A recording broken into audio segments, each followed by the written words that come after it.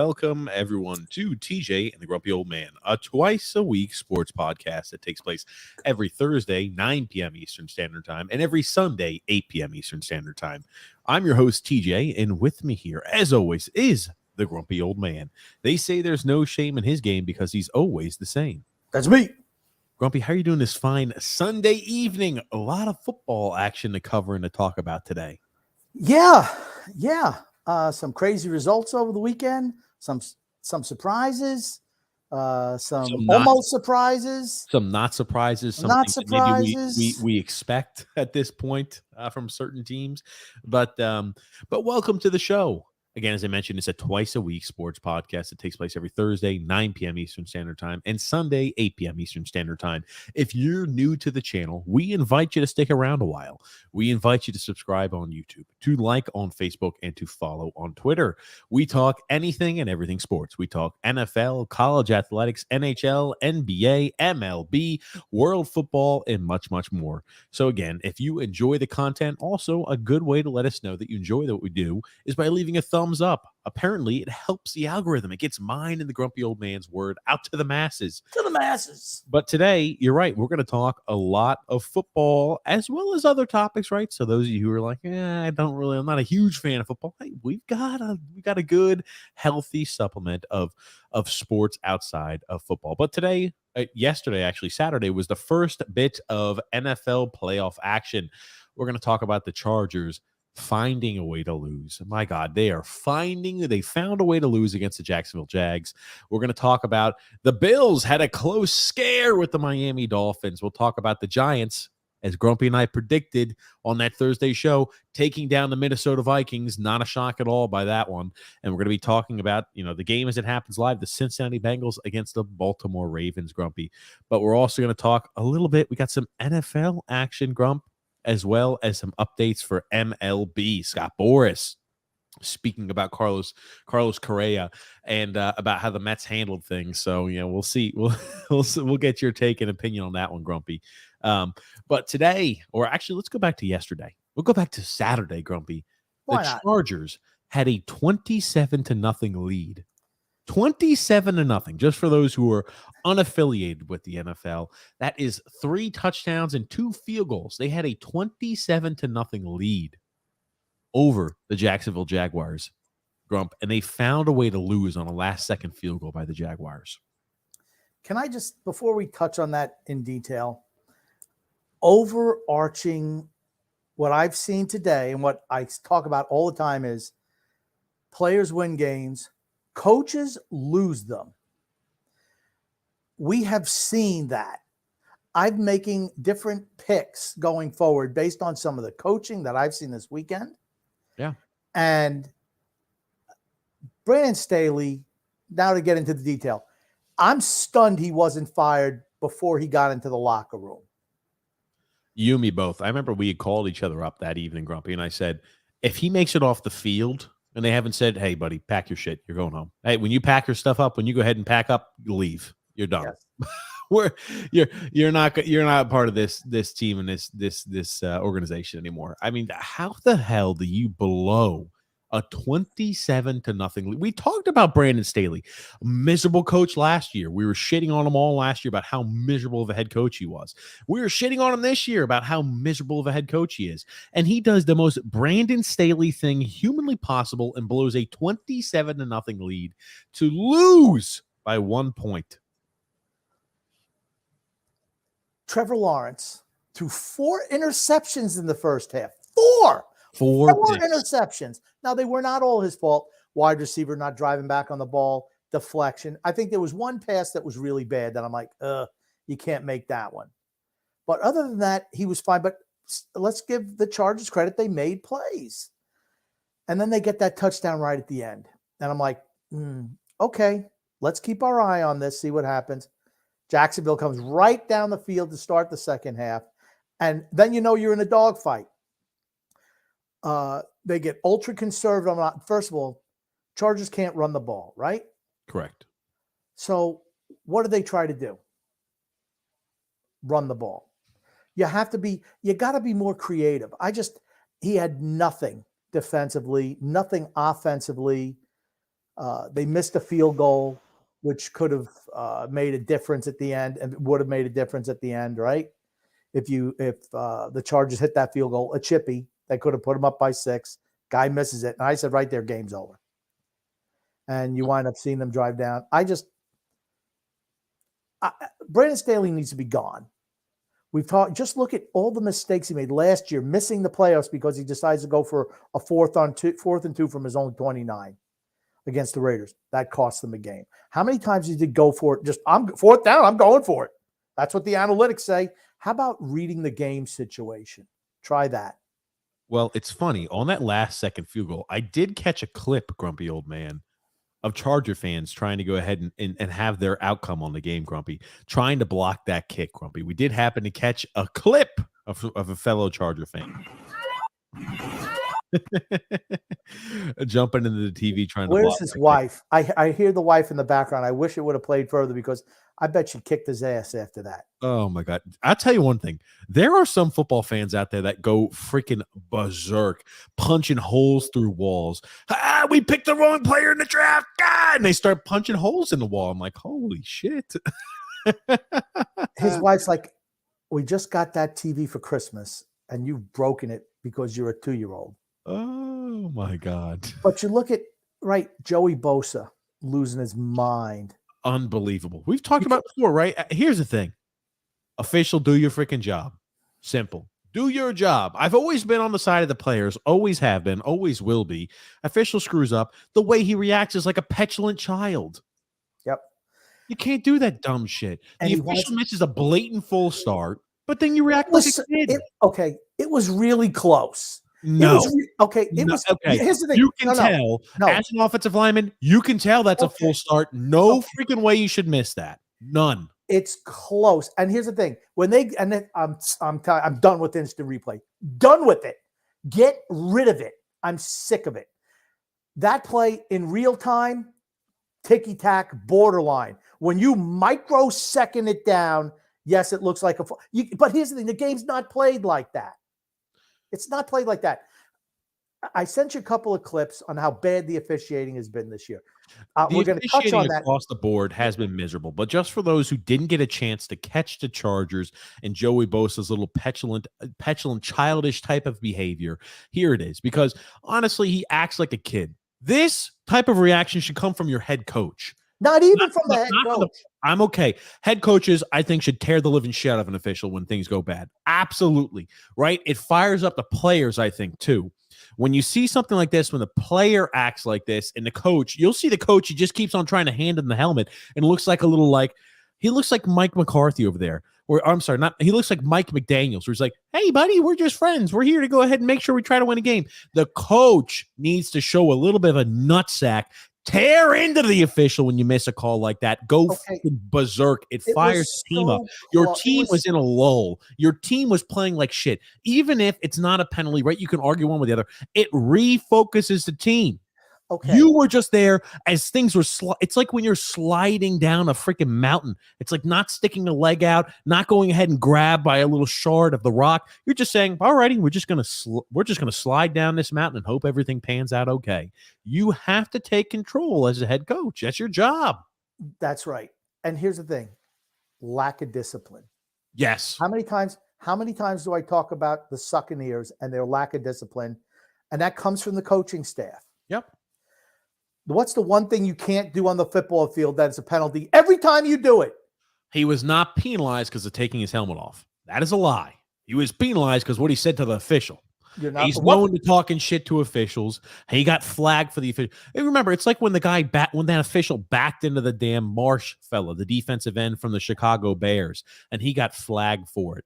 I'm telling you, the officials are just. Ugh. Are you allowed to verbally abuse the officials? Are you allowed to do that? I think if the official missed a call. Are you allowed to verbally abuse the officials? Answer your question. No, you're not allowed. No, you're not. No, you're not. That's what I'm saying. The coach should have just taken one from the team and gone berserk. Here's the thing. He should have gone ape shit. You've already been flagged once. You should be going ape shit on the sidelines as your head coach. Absolutely going ape shit. You see what's happening in the game. Can we ask DJ Moore what you're also not allowed to do on the football field? He was, can't do that. He took his helmet off on the field, slams it into the ground. The head coach, like the little cuck that he is, runs over, picks it up, hands it to him. He takes it again, and he slams it down again. I'm like, what, dude, what's wrong with you? You as a coach, again, I said you should have been fired up. He was flagged before the throwing the helmet. He was flagged based off of what he said. Official didn't like what he said. He flagged him immediately. He said, what did you say? Well, what? And he flagged him. He said it again, and he flagged him. Oh, Blatant full start. Okay, it wasn't because he threw the helmet. He should have been flagged again for throwing the helmet. That's right. That's right. He should have been hit. He should have another penalty. You can't go ahead and get 215. It was like on the extra. No, you can. You absolutely can. What it resulted in was, hey, you're going to go ahead and get it. You're going to go ahead and get a 2-point conversion from the 1 yard line instead of the 2. So that's why they went for that 2-point conversion, because Doug Peterson and the Jacksonville Jaguars confused the living hell out of me too. When they went for that 2-point conversion, I'm like, this guy is a freaking maniac. I know momentum is in your favor, but you're going for a 2-point conversion. An extra point just leaves you a field goal away from tying the game. Doug Peterson made his questionable share of moves last night too. Absolutely. But it worked out to his favor. Yeah. But you know what he did? He read the temperature and the tenor of the game at that time, and he said, let's take advantage. All momentum's on our side. Let's do this. But here's the play we're talking about. You know, if you look at that play again, the right tackle, Jawan Taylor, I thought, false start. I don't know. Throws his helmet like a fucking child. That is so childish. That is such a childish and petulant kid behavior. What a piece of shit. You can't throw your helmet like that. And if you do, wait till you get to the sidelines. You're right at the sidelines, you idiot. Look at me. I'm mad. Get a haircut. He should be mad. He should get be a haircut, you hippie. Here's the thing. His coach and his team should be sharing that same anger because he sees it. Why is he angry? It's because you're in a spot where you can see that your team is letting the win slip through their hands, and nobody has the emotion or heart on that damn Chargers team to put forth and to show it in the right way. Your coach should be having a little bit more of a little more gusto. He should have a little bit more care and a little bit more will. He's just letting it happen. He's obviously frustrated. Your coach should be frustrated. Your coach should be firing up the troops. It's as simple as that. Nobody is, and it allows a stupid child to act out because coach isn't firing up and getting everybody headed in the right direction. Simple. I'm sorry. I'll let it continue. Yeah, please roll it through. We're talking. That's Joey Bosa throwing his helmet. Here's Staley. We were talking about this yesterday, and I'm sure that's what Bosa. Here's your helmet. No, he slams it again. And Cuck goes to pick it up again. The fact that guy didn't do anything when he handed them the helmet, he spiked it again. It just shows you that guy lays over and takes it because it just shows you that they have no respect for a guy like that. Absolutely no respect. The players have zero respect. If Bill Belichick went ahead and picked up a guy slammed his helmet on the ground, and Bill Belichick, let's say he picked that helmet up and handed it to the player and he slammed it again, what do you think Bill Belichick would have done? You would have seen him bitching him out as he came off the field, and he wouldn't have played again. He would have sat. The first helmet throw, first off, he never would have picked that up. He said, pick your helmet off. You're done for the rest of the day, you freaking kid. First of all, Belichick doesn't allow that. He tells we're not going to get outsmarted out there. Do you ever see the Patriots ever do that? Ever? No. Because that's the expectation. They draft a certain type of player. Even when they bring in players who are hotheads, they don't act like that when they're playing for the New England Patriots. Brady, Belichick aside, they just don't. Because the vast majority of those players let them know what the expectations are. They have such strong leadership, and they're losing some of that this year. Matthew Slater, Devin McCourty, those guys are leaders of men. Yeah. You don't see them do dumb stuff like that. And they tell everyone that's not accepted here.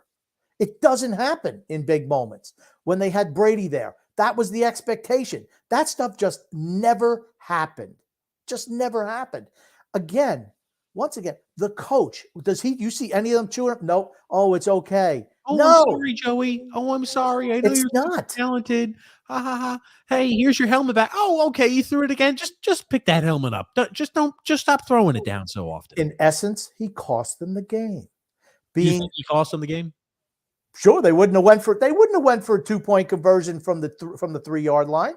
they would have went and just kicked an extra point. That half distance to the goal penalty is why they went for it. Okay, here's the thing. If that game goes to overtime, the Chargers are still losing. I'm not saying that. I think the Chargers were destined to lose that game. I agree, but what I'm saying is that meant that the field goal beat them the next time they came down. Sure. Period. Yeah. Oh, their kicker missed a little chippy 30-yard kick too, which sure as hell didn't help. Right. So, it's across. But that was before then. That could have put them up by 6. Yeah, across the board, man. It's just it's a struggle. But anyway, we'll let this continue. There's a 3 We've blind seen mice. this over and over again. They don't seem to be calling this. Be nice to look at that. Unsportsmanlike conduct. Defense number 97. After distance penalty will be enforced on the try. Jacksonville has elected to go for a 2-point try at the 1-yard line. All right, Terry, your take.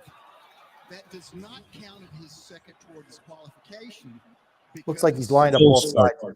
Full start. Okay. Full start. Okay, when you want a millisecond it, the ball's already being snapped. When you're watching it go live and you see a lineman, you see the tackle move before any other lineman, it is an easy full start. To me, trust me, I played the position.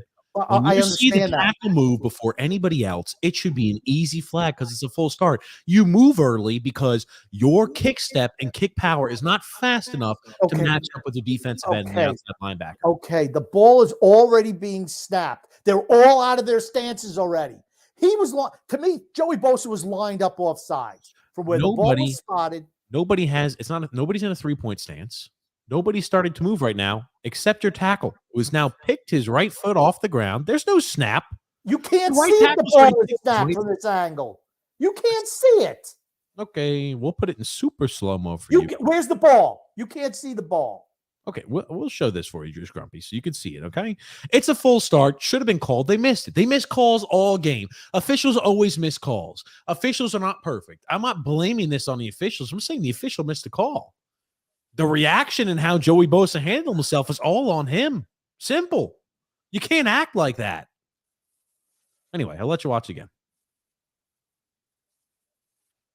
We're watching.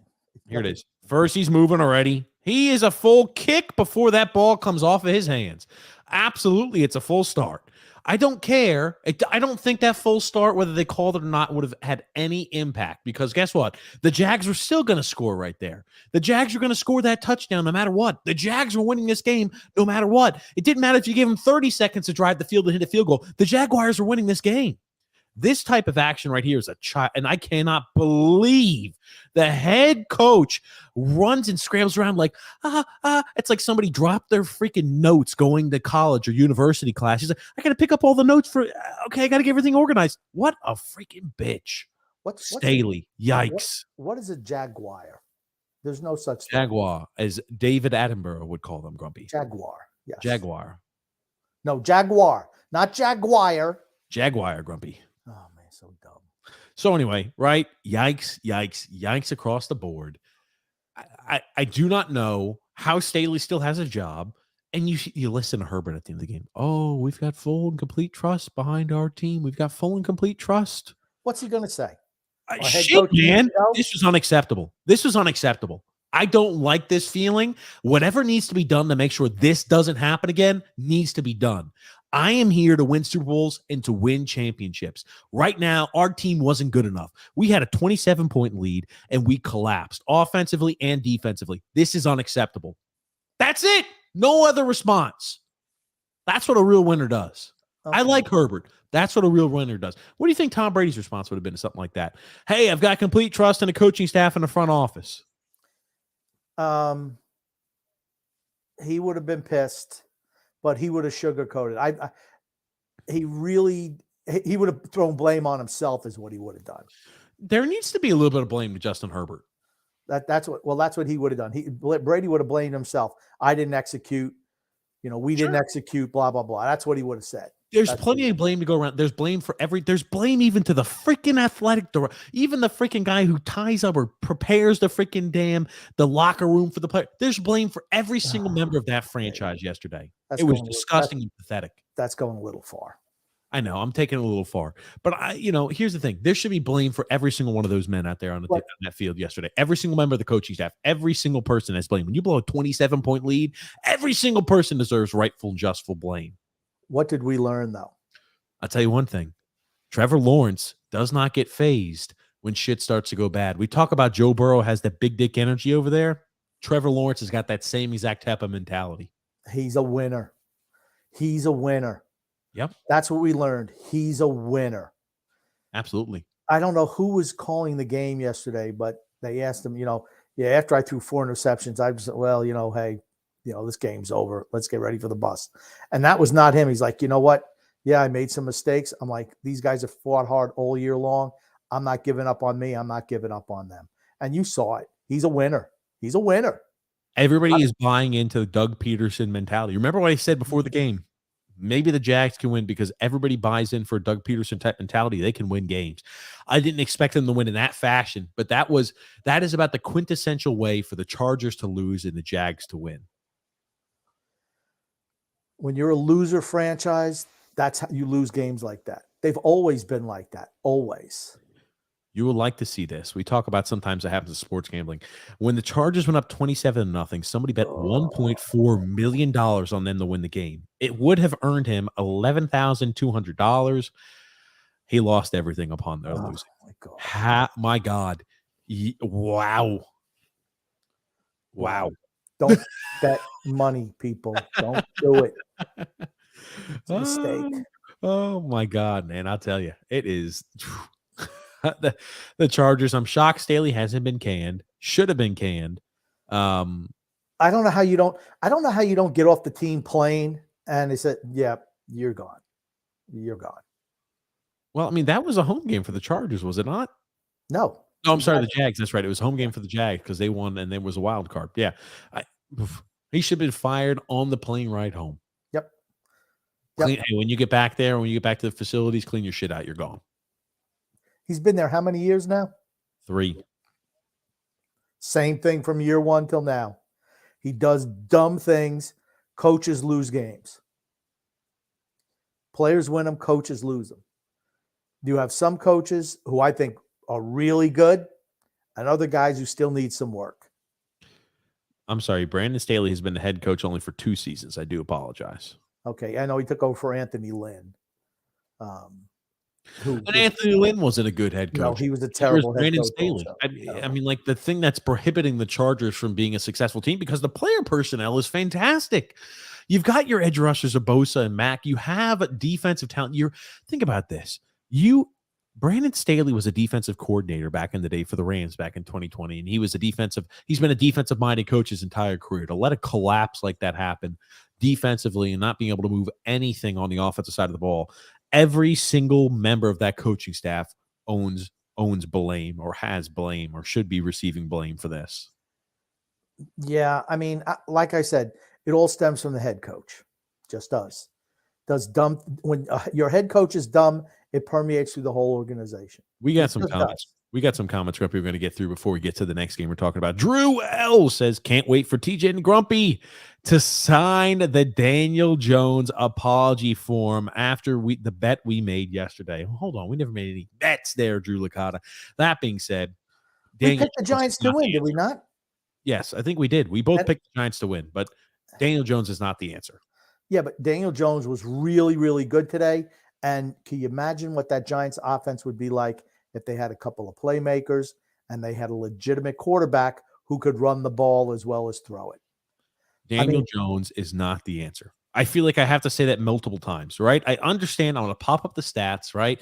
Daniel Jones in his playoff debut, 24 for 35, 301 passing yards, 78 rushing yards, 2 touchdowns, and a win.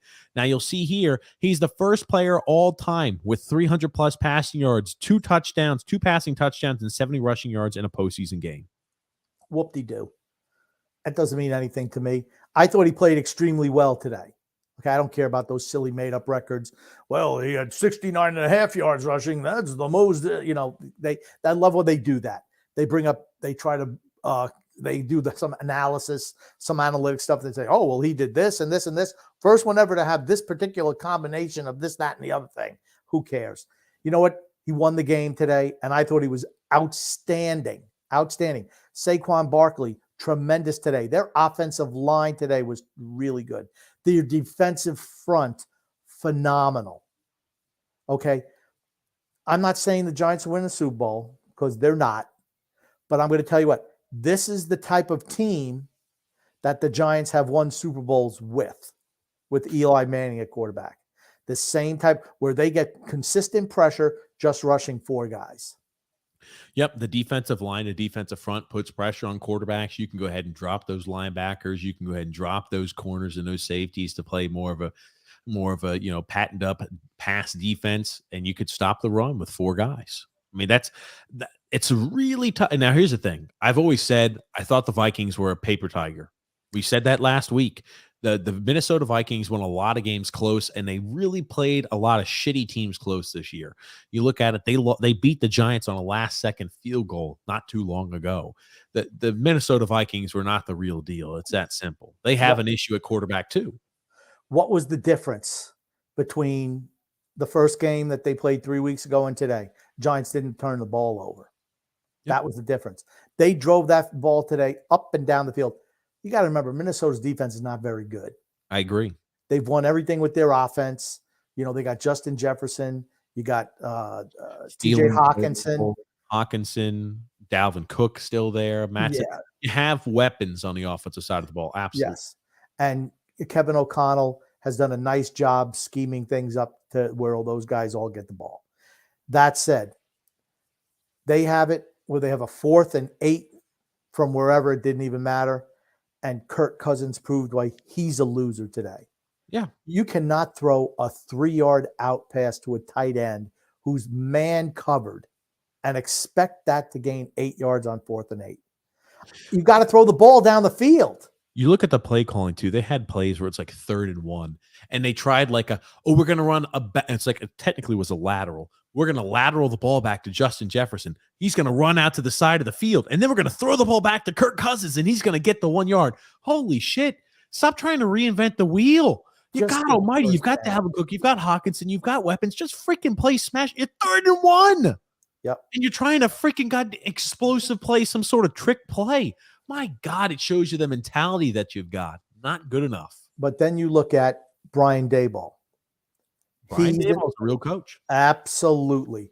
Do you remember what you said at the beginning of the year? What did I say, Kobe? Remind me. How the Giants should tank the season before it even started. I did. The Giants should tank the season to get a quarterback. Do you still think they should have tanked the season? Oh, God almighty. No, the answer is no. Here's the thing. Do you think Daniel Jones is the answer at quarterback? No, he's not. Okay. So now what you've done essentially is you've set yourself up, you've priced yourself out of the ability to draft a quarterback that might be sufficient and might be able to do the job. And now you're in a spot to where you say, well, we're either going to have to hitch ourselves to Daniel Jones because of the way he's played in the postseason in this year, or we're going to have to try to go after an unrestricted free agent at quarterback. Do you see that being a long-term success for the Giants? I don't. I'm a Giants fan. Maybe they bring in the People's Champion for a year. The People's Champion's not going to the Giants. Are you nuts? He's played under Brian Daboll before. Oh my God. And for those who are unaffiliated, Tom Brady is the People's Champion per Grumpy. But Frank C says the refs try to take down the Giants. I disagree. Here's the thing. They missed a lot of calls on all different fronts. Which I sent you an article. The officiating is horrible in the league, and I blame it absolutely on instant replay. And the micromanaging. Yes, okay, yes. It's a holding call. It's missed. There's holding on every single play. You saw the roughing the passer against Kirk Cousins, the deep drive. Yes. I'm just saying they were trying. I think they were hoping maybe the game could have gone over. Hold on. What TV market do you think they want to keep in the playoffs? You think they want Minnesota or New York? Stop. It doesn't hold. Minnesota draws such a huge crowd, Grumpy. I think probably Minnesota over the Giants. Yeah. They want New York. They want the Giants going as far as that. They'd love to see the Jets in the playoff. They want New York eyeballs because it's a big market on TV sets. That's what people forget. The only thing the NFL ever cares about is money. Yeah. That's all they care about. Nothing else. Yeah. They don't care about the players. They don't care about anything. Mothers, breast cancer, Black Lives Matter, no lives matter to them. Concussions, dead guys on the field, don't matter. Keep the cash machine going. Cha-ching, cha-ching, cha-ching. That's all I care about. Rob G says, hello, TJ and Grumpy. How about them Giants and the Islanders? I love it. When they both win the same weekend. Hey, you can't always do it, but hey, it's fun. Absolutely, Rob G. And Drew L says, Brandon Staley should win Coach of the Year. He put on a coaching masterclass all season long. He makes Doug Peterson look like a genius. I'm telling you, Doug Peterson, I think he has his issues. He is way too aggressive, right? I love the first one always to be named like that was Riverboat Ron. Ron Revere was the guy who's going to take those opportunities and chances. There's never been a guy who's had as cool of a nickname as Riverboat Ron as a head coach. That being said, you look at these new coaches, they just gamble. Oh, yeah, hey, we're at the 43-yard line, our 43. Gotcha, it's 4th and 2. Okay, we're going for it. These coaches just throw whimsy to the game where it's just like, hey, we're going for it on 4th down any which way we can. But again, I'm looking at the coaches. You look at Brian Daboll. A player makes a mistake. He's coming off the field. He's getting chewed out by the head coach. Yeah. He's not kissing. Oh, it's okay, Johnny. No, he's chewing him out. Now, at the end, who dropped that ball at the end? Slayton dropped the ball that could have ended the game before giving the ball back to Minnesota with another first down. After a couple of plays going over, he's like, hey, keep your head up. But that's it. He's not, hey, okay, Johnny, sit there with your juice cup.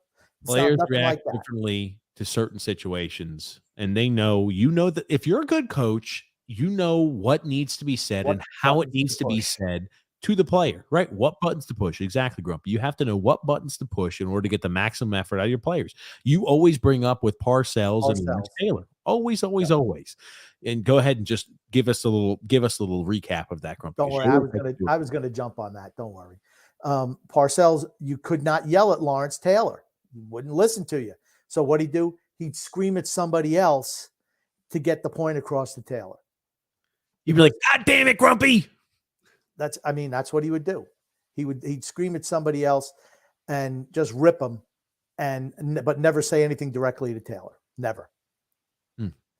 Gungun says, because you had to handle, and that's what Taylor said. So a lot of Giants, he handled every player individually in regards to certain things. You need to know what buttons to push. And that's why you have to be a good people person, I feel, to be a really great head coach.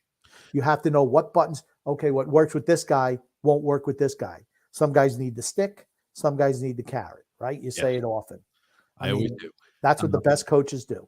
Yes. Gungun says, it seems like no lead is too big anymore. And I mean in all pro sports. Well, that's what the NFL loves this. They couldn't wait to.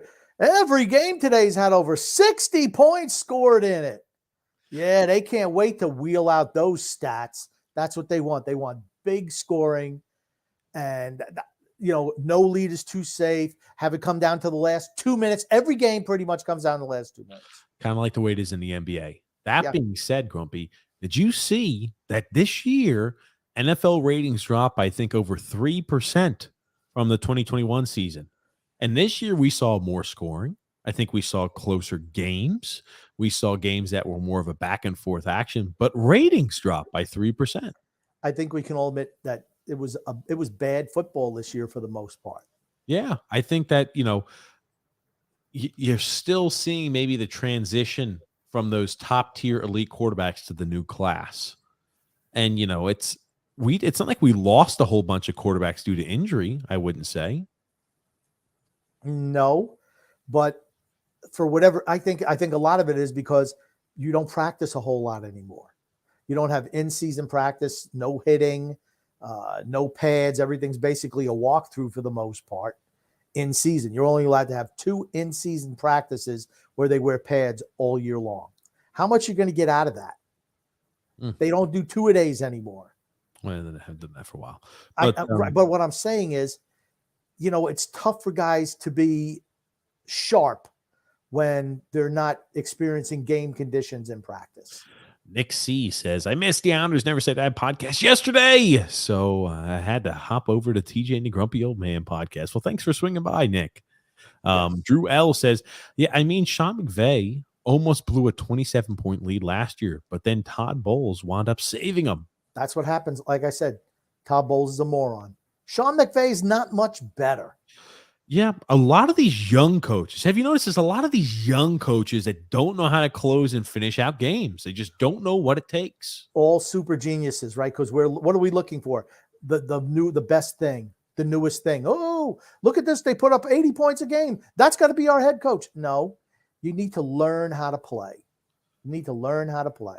So this is just speaking about Sean McVay. This is making its rounds on the internet.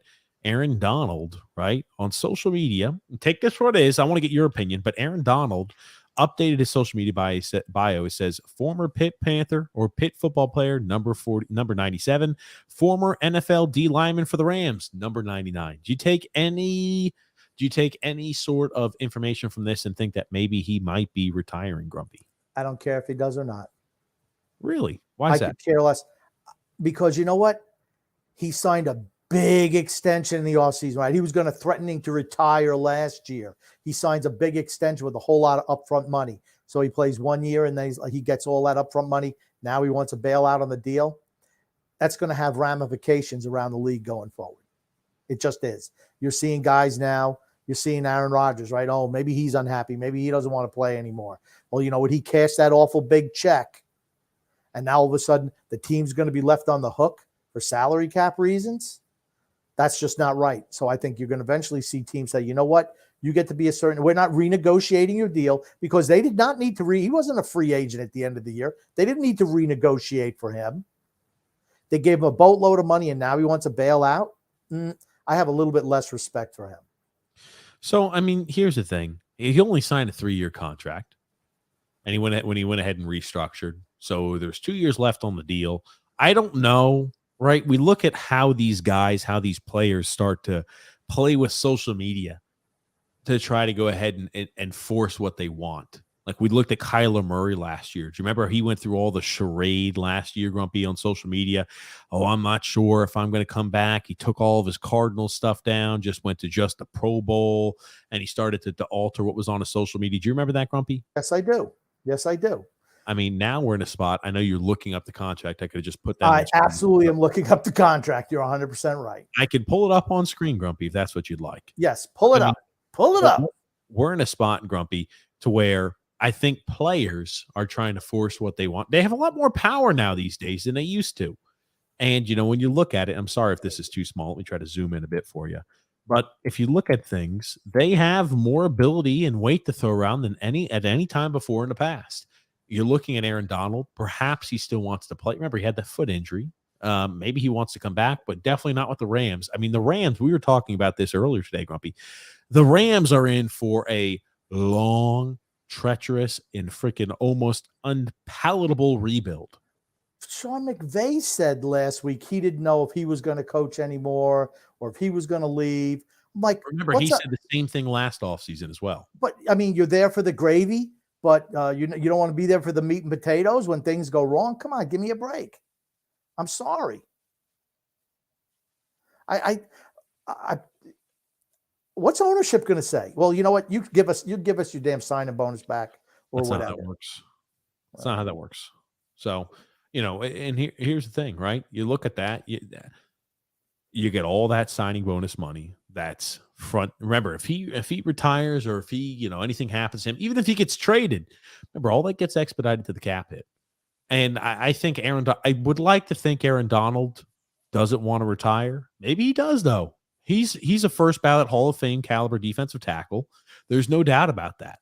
He's been an all-pro, first-team all-pro for how many years? He's been, you know, the number one defensive lineman for multiple years, the number one defensive tackle for multiple years in a row. He's a first ballot Hall of Famer. He's won himself a Super Bowl ring. He's made a large amount of money. Yeah. I'm sorry, continue. No, I was just about to say, I don't want to think he wants to retire. I think he still has more left to offer. But in the same token, maybe he does. Maybe he does retire. But Yeah, after he posted that change his bio, he changed it back or altered it, whatever happened. But that screenshot was grabbed and was starting to be shared all over social media. I'm not sure. I don't think you do that by accident, where you say I was a former NFL defensive tackle for this, for the Los Angeles Rams. You don't just alter that by accident, Grumpy. Yeah, like I said, I wouldn't trade him anywhere. That's not happening. You want to play, you play for us, period. We invested in you. We gave you this you wanted a big money contract extension. We gave it to you for a defensive lineman in his 30s. And albeit as great as he is, he's on the downside. He wasn't anywhere near as good. He was nowhere near as good this year as he's been in the past. You're not going to get me to say Aaron Donald's on the downside. But he is on the downside. You think his best football is in front of him? I think he's still playing very competitive football. He was hurt most of the year this year. You know what happens when guys on the line who went into their 30s, what happens to them? They get banged up a lot. They're not as good. He was not as good this year. Due injury, whatever. That he was not as good this year. And that's not to diminish what he's been in the past. Absolutely not at all. But he's just not the same guy that he was. I'll put it like this. They didn't have as many pieces around him as well. So you're seeing how many times did Aaron Donald get double and triple teamed? And I don't say that. He's always been double and triple teamed. Always. Okay. When you have more pieces around you, you can't afford to triple. Maybe you could double team him. You could run a slide side protection, Aaron Donald, but you can't triple team the guy. You saw a lot more of that this season. And, it's because the defensive end, just in general, that Rams team was just. He's always been double and triple teamed. Always. Double team, yes. Triple team, not always. But here's the thing. That guy's a first ballot Hall of Famer. There's no way. I didn't say he wasn't. All I said was he's not the same player he was. That's all I said. Okay, you said he's on the downside. And I say no. Which he is. Okay. If you're not the same player you used to be at your peak, you're on the downside. Yeah, period. Brady's been on the downside. Absolutely, Tom Brady's on the downside. He absolutely is. He's been on the downside for a while. Yeah. Yeah, from whenever he won MVP. Yeah, I'd probably say the last 3 or 4 years. Right on the downside. Since he was 41. Yeah. Yeah, pretty much 3 or 4 years. But Nick C says coaches lose games, players win them. I feel like coaches are trying to get fancy or call big plays too often. True. Yeah. I mean, can we just talk real briefly about San Francisco and Seattle? Sure. I want to get through some comments. I want to talk about that game, and then I want to talk about the game between the Bills and the Dolphins. But unless there's a comment about it, Grumpy, let's not transition until we see one of those comments. But Drew L says, we'll talk about that game, Grumpy, with Brock Purdy. We'll talk about him because I want to get your opinion on what you think about the 49ers. Drew L says, I got to agree with you here, Grumpy. Austin Eckler is overrated. He's a scat back who just benefits from playing with Justin Herbert and Joe Lombardi.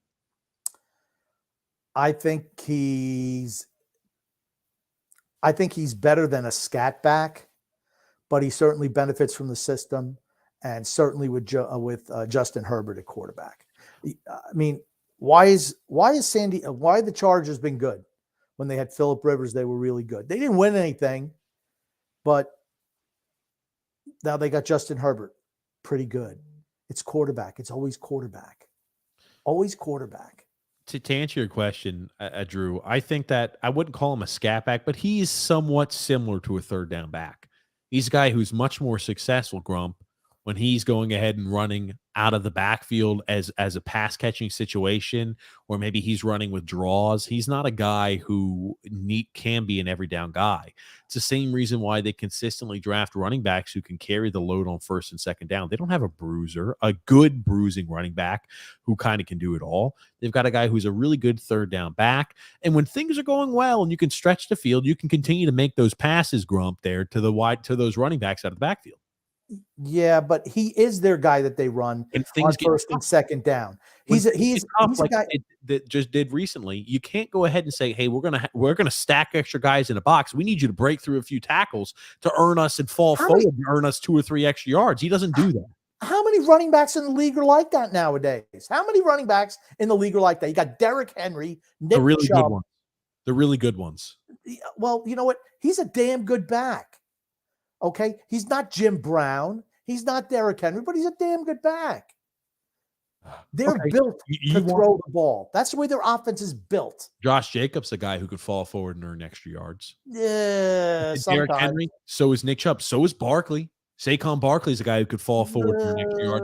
Dalvin Cook, I'm sorry, is a guy who falls forward and earns I extra think- yards. Christian I think- McCaffrey is a guy who falls forward and earns extra yards. Okay. You're going to be a hard runner. Jamal Williams is a guy who falls forward and earns extra yards. You have to Okay. be a hard runner. And he's in that group. He's absolutely in that group.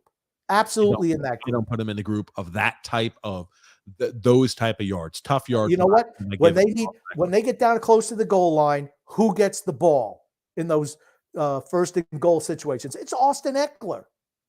Look at how many touchdowns he's had the last couple of years, and look at how many he's had from inside the 5. He is that back. He is that back. He's not a Derrick Henry, but he's their system does what he fits their system perfectly. They're not a run first team. They're just not. Good, Grumpy. TJ, have you begun experimenting with flossing yet, or is it still on your to-do list? It's on my to-do list right now. What a Good. loser. Drew Licata, Grump. What TJ just described on Sports Freakouts are your average Philly fans. Yeah, I'm They're the telling you. worst, man. Those Philly fans are the worst. Good. Gungu says football refs are the worst. That roughing the passer call against the Giants was an abomination. If it was against the Jets, they would have collapsed and promptly let the Vikings win. Mm-hmm. Who's a better coach, Robert Saleh or Brian Daboll? Dayball? You got that right. You're Grumpy. Nick C says, this year's playoff games are a prime example why I don't watch the NFL too much anymore. The league is broken and needs to be fixed. I sent you an article about refereeing and how bad it is around the league. I think myself that it comes from instant replay. Officials figure, don't worry, instant replay will figure it out. Yeah, so we'll just call whatever can go ahead and get us to send this to the booth, and then we'll go ahead and look at it then. Or you have referees who shouldn't even be on the field, who haven't worked their way up, Yes. just because, hey, we're going to put her on the field to prove that we're diverse. When have you worked years in high school games and college games, or are you just, a diversity hire? That lowers the skill of the referee or the competency of the referees. I think some referees can be good straight from the start, and some people are just spectacular. But usually how those officials get their jobs as being an NFL referee is, you're right. You usually start, and for those who haven't played college or haven't played football, things like that, you start as a JV referee. I reffed for maybe Not long enough to make it 2 months. Not long enough to know all the ins and outs, but enough to know how that type of thing went. Where it was like, hey, I played college, so they said, hey, you're going to go right to officiating varsity football games. But most times, right, if you hadn't played at the collegiate level, you're officiating JV. Then you go to then you go to high school, and then what it is you get a few opportunities to officiate. Hey, you can officiate there a Division III game or a Division II game. And then you do that for a while and you work your way up from Division II football. Then you go ahead and go to 1AA. And then you could say, maybe we can get a bowl game. And once you get a bowl game, right, then you could say, hey, I'm going to be officiating the SEC or the ACC. You start officiating those college games. Then you've got to work your way up from college to the NFL. It's not like, hey, I blink my eyes real quick and here I am. I'm an official in the NFL. So, there's a lot of that. You got to go through the checks and balances. There's a lot of those old officials there that just can't do it anymore. That's one of the unfortunate things. The NFL official job is such a cushy gig that those guys don't want to give that position up. It's a cushy gig. But the newer breed of official, I just think they're clueless. The one thing with the older guys, and I'm not saying that, here's the thing, they're trying to transition over to a younger group. They don't know what they're doing. They rely too much on instant replay. I hate it. The more I watch instant replay, the more I hate it. They go through tick, tick, tick, tick. No. If you can't look at a play and within 30 seconds say, okay, that's it. No. Play stands, let's move on. 5 minutes, 10 minutes on a replay. No. Sorry. What goes on the field? Sometimes you're going to miss big calls. Sometimes you will. But you know what? It's a game played by humans, officiated by humans. But this is why, right? When you're a college official, you still are working a full-time job. You're not making enough unless you're like SEC or ACC. You're not making countless amount of dollars to where you can afford to quit your job. But when you make it to the NFL, great, you get an average annual salary of $205,000 a year for NFL officials. And hey, if you're really good, right, the highest paid, you're making almost $250,000. So it's not like, right, these people, when they screw up, it has big implications. That's why they pay these officials top dollars to make sure they don't screw up or try not to screw up. And now you're seeing a lot of nepotism in there, like you see in the coaching ranks, right? Ed Hockley was an official forever. Now his son is an official. Why? What did he do to deserve to be an official? I shook the right hands. Yeah, well, that's the way it is. And I kissed the right ass. That's exactly what happens. A lot of it is it's who you know, not what you know. Yep. The grades, it's more about the hands you shake and not the grades you make that get you places. But Grumpy, Nick C. This year's playoffs, we already read that one. A prime example of why the league's broken? No, we didn't. We just did that, and that's why I went into the officiating. Drew says, you know what coach tears officials when they make a bad call? Not Brandon Staley, but Brian Daboll. He did that on that BS roughing the passer call. Yes. That's his. A good head coach does it so your players don't feel like they have to do it. That's what a good head coach does. The players know you have their back. And you acted like you were oblivious to this when I said that Brandon Staley needed to yell at the official in order to get that head in the right direction. Because if your player feels like that's the case, they don't feel like they have to get too emotionally invested about poor officiating because your head coach is going to bat for you. Exactly. I said the Joey Bosa thing came from a lack of discipline, and that everything comes down from the head coach. Lack of discipline. That's from the head coach. That's why he does that. You don't see the Giants doing that stuff anymore, do you? Nope, they don't do it. You don't see the teams that are led by, really good head coaches do that type of thing. Just don't see it. And Joel Grumpy. By some miracle, the Montreal Canadiens beat the Rangers. Oh, there That it must is. have been a miracle. Gungu says, what's a better example of Grumpy's claim that most football players are dum-dums? Bosa's helmet blunder or number 7 on the Packers roughing a defenseless trainer? Here's the thing. It's number 7. No, I give that to Bosa. Okay. No. Okay, here's the thing. Joey Bosa knows what he did was wrong. He knows what he did was wrong. Okay? But you know something? Number 7 didn't even realize he did anything wrong. What? I didn't do anything. Dude, you're not allowed to touch a trainer. And it's not the first time he's done it. Did it twice already this year as a rookie. Twice. Grumpy, let's some comments here. Let's have you start reading some comments and paying attention here, my friend. Rob G, Grumpy. You had a post, put them up there, motherfucker. Put them up. Rangers lost. I love it. Put the next one up. Let's go. Come on, you Put the next comment staring up. at the damn TV, please. Hey, y'all. Next comment. Let's go. Hey, Frank. How are you doing? Frank, you can't just Grumpy, come on. I need to see effort out of you, Grumpy. I don't know what that means. He says, what's up, Frank? It's Empire State Construction. What's up, pal? Yeah, what's going on there? I'm shocked that the Rangers lost, said Frank. Yeah. And hey, teams have to win. Rob G says, I'm excited about the Islanders tomorrow. Grumpy, you excited? Who are they playing on Monday, Grumpy? Who are the Islanders playing this Monday evening? Boston Bruins, right? Yes, the Washington Capitals. That's right, Grumpy. That's right. They're excited to play the Islanders, too. I think they treat Ovechkin like a baby. They must treat him well then, I guess. They must go ahead and give him every single foul or, every single penalty and infraction. Gungun says the Chargers always stink.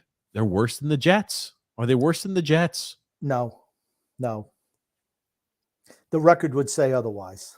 Let me ask you this, a philosophical question. Would it be more heartbreaking to be a Chargers fan or a Jets fan? The Chargers give you glimpses of legitimate hope, but they always come up so short. The Jets, how much hope do you usually have? The Chargers in California, they even believe in anything out there? I don't think so. No, I think the fans. I think that there's more dyed-in-the-wool fans in the New York area with the Jets and the Giants and all the other sports there. Los Angeles, too many other things to do. Oh yeah, the Chargers. Hey, go guys. I don't think they give two shits out in California. So you think it's worse to be a Jets fan than a Chargers fan? Absolutely. I think they care more. Okay. And that's why it hurts more because they care more. Chiricata said, TJ, pull up the tweet that Phil made about the Giants. Oh, no. Here's the thing. I was talking to Phil beforehand. I told Phil before the game, and this was days ago, I said the Giants will be the Vikings. Rob G says, how about the Big Blue, the Giants? Grumpy. Drew Licata also. TJ with another millennial irrational meltdown. That's, you know what? That's every day with you. Grumpy, I got to do what I got to do, man. But Phil's facts. Oh, no. Let's see what Phil said here. Phil's a crackpot. Since in 1997, the Giants have either been one and done or they've made to the Super Bowl, but making the playoffs. Just saying is what he said. Oh, God. Well, I don't know if this is the one, but send this to us if you want a different one, because there's a lot of these tweets he made, Drew. I need you to be more specific. There's a lot of Phil's facts tweets about the Giants right now. TJ, the Islanders are on a roll. Move on, my friend. There's light at the end. They won one game against one of the worst teams in the league. Rob. You know what the light at the end of the tunnel is? Probably a train. You know what I feel like, Rob, right now? I feel like Grumpy Old Man and I are almost at the airport, and we're giving the lights. We're saying, hey, when we have to bring this thing back down, we don't want you to crash land this into the side of the mountains. We want you to hit the landing strip. We know things are going to go poor here. We know things. We're here. We're waving them on. Okay, come on. We want a soft landing. We don't want a hard landing where we smash the plane, but we want this to be somewhere in the middle. Now, Grumpy, there's some news I have to tell you after the show that a friend of ours went ahead and just messaged us who's connected. He said that the Lou Lamoriello, that's all I'll tell you later. Paul O.C. said, no, guys. The Chargers missed that field goal when they had a 30-20 lead, and that field goal would have put them up by 13. Yep. The game is over right there. Well, maybe, but you can't miss that field goal. You can't miss. That's a chippy. You cannot miss that field goal. They made so many mistakes. They're so poorly coached. Ugh. Yeah. Anyway, Grumpy. Drew L. says, Grumpy. He says, don't bet money. But sponsor the Islanders Never Say Die podcast is draft. But the sponsor of the Islanders Never Say Die podcast is DraftKings. Okay, listen to me, Drew. If you bet $1.4 million to win 11,000, you're a moron. I'm saying the odds aren't so great on that one. There's the risk and reward. It just come on. If you say, okay, I can bet 10 to win 2 million. Okay, for DraftKings, right? They give you $50 in free money. Make this thing here, you get free money. Yes, that makes sense. 1.4 million to win 11,000. Not great odds. Who's making that bet? Robin Leonard? Scott L says, welcome, Scott. He says, Eagles versus Giants. Who do you like and why? I like the Eagles in that game. The Giants. Here's the thing. The Giants, I don't think they can control the clock and control the ball against the Eagles, who have a really good defense like they did against Minnesota. That was the difference in that game today and in both of the Eagles games. The Eagles are good. I'm not saying they're great. They certainly fell off a little bit at the end of the year. Jalen Hurts is going to be back. They're going to be better, and they still beat us the last game of the year. They're good. Here's the thing, though. San Francisco, to me, they're the team to beat in the NFC. I'm giving the Giants maybe an edge in that game. Wow. Okay. Yep. Absolutely. I'm telling you. Here's the thing. I don't think the Giants are that great of a team. I have never been a fan of the Eagles coaching staff. Never have. I've been wrong a lot of the steps of the way on this one, but he's been there 2 years. Yep. He turned him around from being miserable to making the playoffs the first year, and then having the best team in the conference the next year. You don't like what you're doing. I know Sirianni has won games before in the past, Satriani. and I know was that Satriani. I'm sorry. Satriani has won games there in the past. I made that bold prediction 2 years ago that team was going to struggle. That team, young coaching staff, that team would struggle. I have been wrong every step of the way. I think my initial prediction will start to shine through, Grumpy. That's why I'm not doubling down. I guess I'm doubling down, right? I Sounds guess like you're tripling down. I'm quadrupling down. I Satriani. Can never admit when you're wrong. You're wrong about him. Admit it. You were wrong about him. I Nothing definitely wrong have with been that. wrong. I've definitely been wrong about him to this point. Here's the thing, though. We talk about who has a loser gene. The Eagles are one of those teams that have a loser gene. I don't think the Giants are a better team on paper. The Giants with shitty teams somehow just find ways to win in the postseason. They did so under Eli. That team and that mentality the Giants have had that you mentioned earlier, they're showing some of that now. That same mentality they had back when they won those Super Bowls. What was it, 2007 and 2008 and 2009? 2007, 2011. 2007 and 2011. They are showing that same exact type of moxie and poise that allowed them to win those Super Bowls in the past.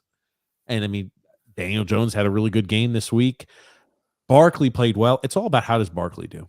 If Barkley plays the way he can and he has, I think that they're a tough team. They're a tough team out. That's a team that doesn't give up. That Giants team is a team that doesn't give up. I don't disagree. I just don't think they match up with that Eagles team. That's all. That's my bit. They don't match up with the Eagles. They just don't. They haven't the two times they played them this year. It's tough to beat a team 3 times in a year. I mean, but we really don't match up with the Eagles. Just don't. I'll let you continue there through some more comments there, Grump. Andrew L says, if you're going to bet money, at least get a good return on investment. What dumbass bets $1 million to only make 11,000? Exactly. That was my point. Good, Cass was the Islanders. Islanders will fart out 1 goal and lose 3-1. We're going to find out soon enough. Oh man. Is that a night game or a day game? I know there's a lot of day games on Monday being a holiday. No, Islanders play 7:30 Eastern Standard Time. Oh, okay. Giants, Jones, and Barkley, says Rob G. Drew L. Grumpy. Not only that, Staley was a dick. Fangio protege. Lesson learned: do not hire guys who are Vic Fangio proteges. They all fail. Big Fangio schemes are outdated in today's NFL. He was another young guy, right? Didn't he come from Kansas City? He came from Kansas City. Rob G said the Giants are not going to go 1-3 against the Eagles this year. We're going to find out. Guys, how do you explain how you explain Montreal how do you explain that Montreal besting the Rangers? I didn't watch the game. Sun shines on a dog's ass twice a day, right? I didn't watch the game. And here's the thing. The Canadians started to hand us some damn ass whooping towards the tail end of last night's game. They came out and played like shit in the first period. That's the only reason they lost. If they played the way they did in the second and the third period against us, we would have lost against the Canadians. True. I thought they were so flat in the first period that cost them. Paulo C. Grumpy. I'm 4 for 4 on my NFL predictions so far. Should be 5 for 5 after tonight and tomorrow. I have Dallas, but straight up with no spread. Okay. I mean, like, you know what? It doesn't matter what team comes out of that Monday night game. They're losing to the 49ers. Probably, yeah. I give that to you. I've got the 49ers beating either the Cowboys or the Buccaneers. I've got the Bengals winning tonight, and we're going to jump into that Bills game, Grumpy. But the Giants are going all the way, Grump, says Rob G. I hope so. I don't think so. Goon, though, Grumpy. If the Giants find a way to beat the Eagles next week, then they're a real Super Bowl threat. I agree, Grumpy. They remind me of those Eli teams that humiliated the people's champion and a frown face. Oh, even if the Giants beat the Eagles, I think that's as far as they go. I don't see them continuing to go any further. Yeah, they're not good enough. They're not good enough. Here's the thing. They matched up well with Minnesota, just like they did 3 weeks ago. And I think what you're seeing, that's why you saw them win today. They played mistake-free football, and I just think that they out-physicaled Minnesota. Minnesota's a finesse team, a dome team. The Giants are an outdoor, cold-weather team, and those teams tend to do well in the playoffs. Scott L. said Eagles beat the Giants by 3. Rob, maybe even 4. Oh, I'm sorry, by 4. Rob G says Giants are way better than they were in the middle of the season. True. I know even that most recent loss the Giants had against the Eagles. I mean, the Eagles were playing the backup QB. mean, like, who was that? Was that or no? Was that the first game? Jalen Hurts was back in January the 8th. They played. And let me pull that up here. I don't think he played in that game. It was the last game of the year. I don't think he played. No. Yeah, Jalen Hurts played 20 for 35, 229 passing yards and a pick. Now, Daniel Jones is not in the game. Davis Webb was the quarterback for the Giants. What was the score of that game? They wound up, Giants lost by 6. Okay. I don't know. That's another one of those things. Sometimes you see teams come off to such a hot start to begin the year, like the Eagles did. You sometimes see them start to fade towards the tail end of the year. Just happens. Drew L. Grumpy. Ignore that last comment. Let's piggyback off of Grump's argument. When Hurts had Devontae Smith as a wide receiver 1, the Eagles went 9-8. They get A.J. Brown. The Eagles go 13-3. Yeah, they have multiple weapons. And then Drew also says, if Grumpy is saying that Daniel Jones needs playmakers, which is what I've been preaching, Joe Shane should push for either Brandon Ayuk or DeAndre Hopkins and draft a tight end in the draft. The Giants might be able to get a tight end where they're picking. Michael Myers from Notre Dame is really good. A full 3-down tight end, not a somebody who can block, not an H-back or a pass catching type. He can do everything out there. I don't know if he will last to where their spot's going to be. DeAndre Hopkins, he's 31 years old. I don't know if I'm trading much to get him. Brendan Ayuk, why would the 49ers trade him? I want to just play a little game with you, Grumpy, because here's the thing. I don't think Jalen Hurts is the answer at quarterback. To be the answer at quarterback, you've got to be a top 5, top 7 QB in the league. Do you think Jalen Hurts is one of those guys? So you're saying that there's only 5 to 7 quarterbacks in the league who are worth a damn? No, I said who are the answer. Every other quarterback, there's different tiers, right? The top tier quarterbacks are always the answer, right? They're a guy when you say, gotcha, we're down by 7. We need to drive down the field and score a touchdown in order to go ahead and force this game into overtime. Right? We always talk about that. Jalen Hurts, you think he's one of the best quarterbacks in the NFL? No, but I think he's a really good fit for the Eagles. I think he's a good fit for what they've got going on. But let me ask you this. You look at the weapons they had. If they had a guy like, we'll talk about if they had a guy like Joe Burrow. Joe Burrow has fantastic weapons. We already know what he can do with fantastic weapons. He would be unbelievably successful in Philadelphia. If you had a guy like Herbert, unbelievably successful in Philadelphia. If you had one of the answers at quarterback, he would be unbelievably successful. Do you want to guess how many passing yards Jalen Hurts threw for this season? 3,200. And he played 15 games. He was hurt. He started 15 games this year. You think he only threw for 3,200 passing yards? 3,800 yards. 3,700 passing yards. Okay. Not great. Simple. Not great, Grumpy. Yeah, but they're a run-first team. They run the ball a lot.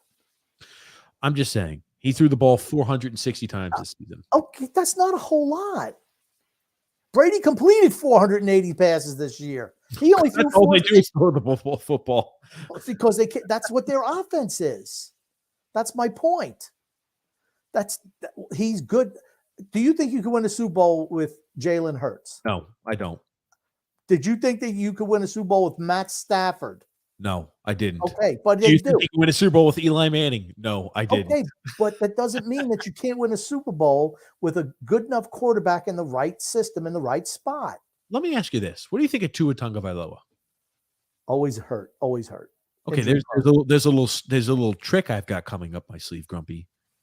Not only did Tua throw for less passing attempts, he threw for 3,550 yards this season, but threw for more touchdowns and just on par or slightly more interceptions, but less games. Almost threw for more yardage, threw for more yardage per game than Jalen Hurts did.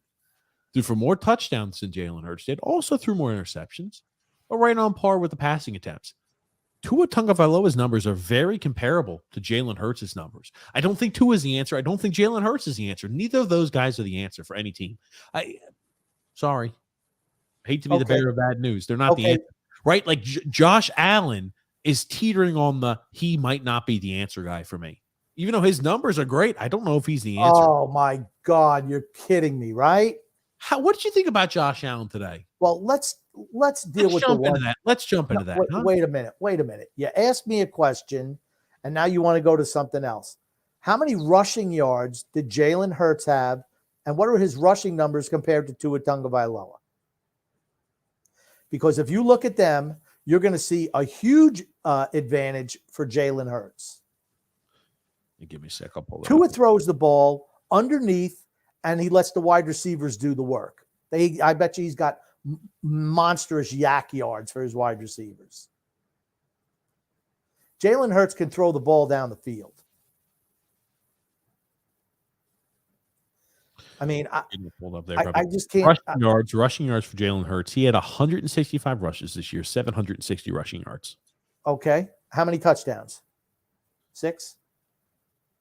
13 rushing touchdowns. 13 rushing touchdowns. That's Do correct. you want to figure that into your equation with Tua Tagovailoa? Quick question for you, Grumpy. How often do rushing quarterbacks win a Super Bowl? Very rarely, if never, Grumpy. When's the last time a rush predominant quarterback has won a Super Bowl? Can you list them to me? I'll wait. Patrick Mahomes can run the ball.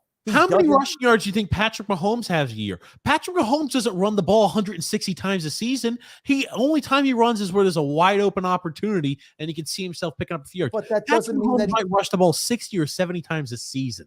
But that doesn't mean that he can't run the ball. Okay. When's the last time a rush predominant quarterback has won a Super Bowl? Patrick Mahomes not a rush predominant quarterback. You don't think if Josh Allen wins Super Bowl this year, he's a rush predominant quarterback? I don't think Josh Allen can win a Super Bowl. Oh my God. Okay. You think he does? Yeah, I think he can. I think he's anti-clutch. We talk about guys who are clutch. I think he borderlines on I'm not a clutch quarterback. I disagree.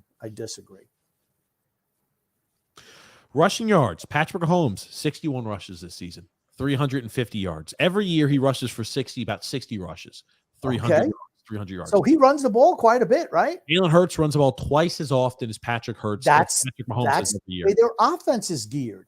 That's what their offense. How many times do teams that run the ball a lot from their quarterbacks win a Super Bowl? I don't know. Not often, dude. I can't name the last time a run predominant quarterback. But you realize the league is changing, right? You realize the league is changing. The league's changing to favor guys like Mahomes, who still throw the ball, who have a monstrous arm, but when an opportunity opens up, they can escape out of the pocket. That's what's king in the NFL. It all depends on who your coordinator and your head coach is, what their offensive system is. Daniel Jones, look at him running the ball all over the place this year. He never did it before. Doesn't mean he can't do it, but this year that's Daboll's system. Quarterback runs the ball a lot more. Saw it today. Without Daniel Jones running the ball, Giants don't win today. Let's pop this up on screen, shall we? So Matthew Stafford doesn't run the football. Correct. No. Tom Brady's not a runner. Correct. Patrick Mahomes finds open lanes, but he's not a runner. Russell Wilson was a scrambler back in the day. How many rushing yards do you think Russell Wilson had in 2013? I'll pull that up for us. How many rushing yards? 400 maybe? 400? Okay. We're talking about apples to oranges. When your quarterback's rushing 160 times a season for 700 yards, that is almost a running quarterback, Grump. That's like a Josh Allen type. I mean, I don't know what your point is. My point is teams that rely too much on their quarterback to run the ball are not polished enough to win in the big moments. Simple. That's more on the individual as opposed to, I mean, a lot more comes down to that, no? Let's see here. I'm pulling up here the rushing stats there from from Russell Wilson here. Let's see. And maybe I'll be eating crow, but let's see here. That rushing yards in 2013, Seattle Seahawks, Russell Wilson, 96 rushing yards or 96 rushing attempts, 539 rushing yards. Well, there you go. I mean, so he ran the ball quite a bit. So what we're talking about, maybe one out of every 10 years. Aaron Rodgers used to run the ball quite a bit. How many rushing yards do you think Aaron Rodgers had in 2010? I don't know. know, but it doesn't matter. They have the ability to Being run. mobile and being a running What does it quarterback have to are two do? separate things. They're two separate things. You don't win as a running quarterback. You can win as a quarterback who's mobile. It's two separate things. When anytime you face pressure in a pocket and Jalen Hurts looks to run and evade because that's the way his mindset goes, quarterbacks like that do not win Super Bowls. They don't keep, when they get pressure in their face, they don't keep their eyes downfield. They say, all right, time to run. Da, da, da. I got to go ahead and run out of the pocket. I'm looking to move everything with my legs. Good quarterbacks and good teams, as soon as they get pressure, they can maybe evade the first tackler. They're still looking downfield. They're still looking to make a pass. As plays break down, you hit a wide receiver on a long route, and you go ahead and reel off 60 passing yards, or you reel off a touchdown on a broken play. You do not win by a quarterback saying, time to run for 100 yards a game. But he threw for 3,800 yards. He threw for 3,800. It's not like he threw for 2,000 yards. He threw for 3,800 yards. And he missed how many games? 2 games. Two But games. He's a run predominant quarterback. Yes. That's the way their offense is geared. That's what their offense is. The way that offense is geared is not built for success, my friend. That's why they're losing to the Giants this upcoming weekend, Grumpy. Giants by 10. I might even up it even more. The podcast keeps going. Giants by 10. Okay. Whatever. I think the Eagles will win. They're a matchup nightmare for the Giants, and I think that's why they win. Giants by 10. Here you go. You already read that one. Goon Grumpy. Do my eyes deceive me? But if the NHL season ended, the Islanders be in the playoffs, they're a point ahead of the Penguins. They are, but the Penguins do have 2 games in hand, I think, on the Islanders. That's true. So they are a point ahead of the Penguins, but 2 games in hand. Drew L. Grumpy. Then that will be the true test for Daniel Jones. Is he really the guy or not? He's not. I thought today he was really good. He was very accurate throwing the ball. He ran at the right times, 70-plus yards rushing. That's a lot of yards. That's like, if you extrapolate over the whole season, that's like 1,000 yards rushing. A rushing quarterback does not win Super Bowls. Mobile quarterbacks can, though. But what did he do? He was calm under pressure, and their line played extremely well today. Really Daniel Jones this year had 120 rushes, 708 rushing yards. Guess what? They're not winning the Super Bowl.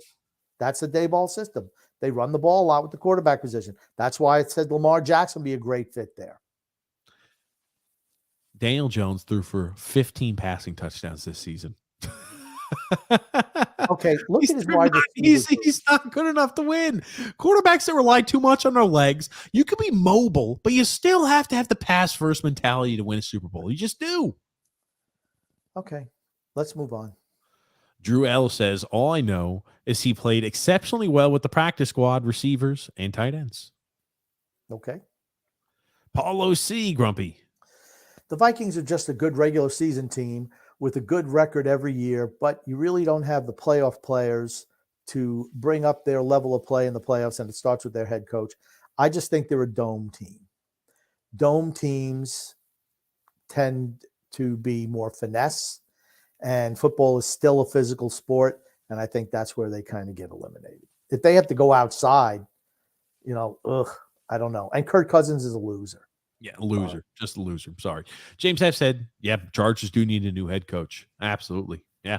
Drew Licata saying the Chargers have needed new coaches and coordinators since 2006. That's a Spanos problem.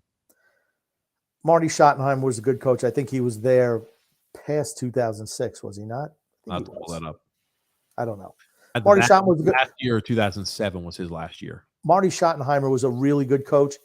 The problem is the Patriots played in the AFC then. Bill Cowher, really good coach. The problem is they lost to the Patriots every year. Marty Schottenheimer's dead. Yes, I know that. I didn't know he was dead. Yes. 2006 was the last year he was a head coach when they went 14-2. They went 14-2 in the regular season, lost the playoffs. And they lost to the Patriots in the playoffs. Yep. Did you know he died in Charlotte, North Carolina, Marty Schottenheimer? I know that. I know he lived here. I know that. That's right. I forgot. He was a nice guy, too. He was a nice guy. Mm-hmm. I'm sorry. Let me continue with your point. I met him down in Houston, Super Bowl 38, whatever year it was. Maybe it was 38. And it was the game that the Rams were playing the Titans, and we were on the elevator together. 01? 2000, I think it was. We were on the elevator together, and some Rams fans got on the elevator. It was the game day, and I said, who you rooting for? Titans? I said, you going to the game today? They're like, yeah. I said, who you rooting for? The Titans? And they're like, oh no, the Rams. Marty just couldn't help but laugh. I was just goofing on him, and they didn't get the joke, but he certainly did. So yeah, 2000 was that Super Bowl. Yeah. John McManaman, Grumpy. He says, good evening, gentlemen. My Dolphins almost pulled it off today, but Grumpy is right again. Coaches lose games. it happens all the time. Let's talk about that. That's a good segue in, Grumpy. Now, the Dolphins with Skylar Thompson almost found a way to beat that mighty Buffalo Bills, the highly vaunted Buffalo Bills team, Grumpy. I want to get your opinion, takes on it. Buffalo goes up 17-0 in the first quarter. Take the foot off the gas, get a little greedy, kind of slump down a little bit, let Miami back in the game. A couple of balls that they dropped that should have been touchdowns, balls inside the 5. I think they had the Hamlin guy show up at practice yesterday, had to be emotional. Sean McDermott thought that they were maybe a little bit flat. They even talked to him at halftime when the score was tied. And he says, I didn't say flat. I just said whatever other terminology used. He meant flat. He was worried that they were going to be flat. And here's the thing, Sean McDermott, really good coach, but he does some dumb shit too.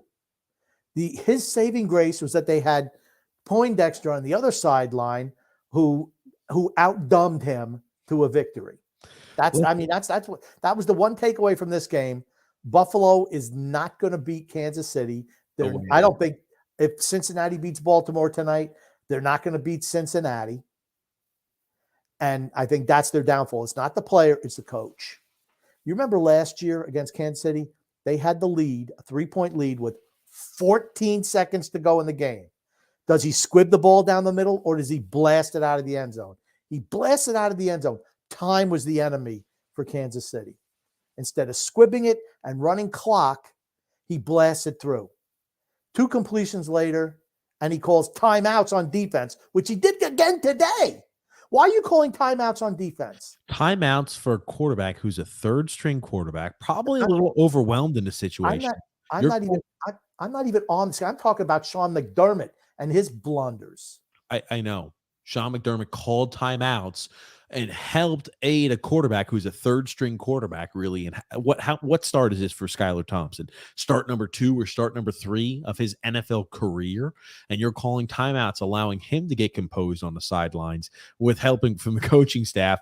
When if you just let a young quarterback and a quarterback who's new to the situation make those mistakes, calling timeouts, I think, helped add poise to the team for the Dolphins. And on both of those plays, he stopped the Dolphins when they called the timeout. Inexplicably, the referees didn't blow the play dead on either one. They let him play out and then just say, oh, timeout, Buffalo. Why are you just not blowing the whistle immediately and stopping the play?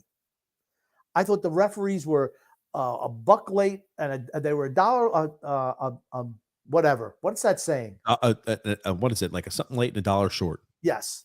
That's what it felt like today. I'm like, dudes, why are they letting plays go off when there's penalties? They let a whole play go on twice when there's a penalty. Day late and $1 short. Yeah, day late and $1 short. Thank you. I mean, it was poorly officiated. I thought today was horribly officiated. I don't know if you got to catch this, little Grumpy, but look at Mike McDaniels over here on the sidelines. Peter Poindexter. Look at this. Look at those glasses. He's vaping on the sidelines, Grump. Oh, he was vaping? I thought he was kissing his hand. No, he's not kissing his hand here. He's hitting a little vape pen, Grumpy. What a loser. Oh man. I figured you would get a kick out of this. Not a good freeze for McDaniel, but you look at him. He calls the plays for the Dolphins, right? So, okay. But like I said, McDermott burns 2 timeouts on defense, one with 6 minutes to go in the third quarter, and then one on a 4th and 1 or 4th and 6. I'm like, what are you doing? You might need those timeouts. But this jackwagon calls 3 timeouts because he can't get the plays into his quarterback, his rookie quarterback, can't get him the plays in time. And how many times were they flagged for delay of game. And how many times did they get away with it being 0 for who knows how long? Then they let it play. Oh, Miami called timeout after they get stopped. What are you doing, referees? Let me ask you this. Do you think Skylar Thompson, I liked what I actually saw at him more than So Tua. did I. So did I. And that's the sad thing because, like, you know, I don't know where the Dolphins. He's got a better are arm. next. He's got a better arm than His Tua. arm's not great either. But, you know, John M says here, John McMahon says, how long before the Finns release Tua next season? Will Brady go to the Finns in Miami, sits Tua?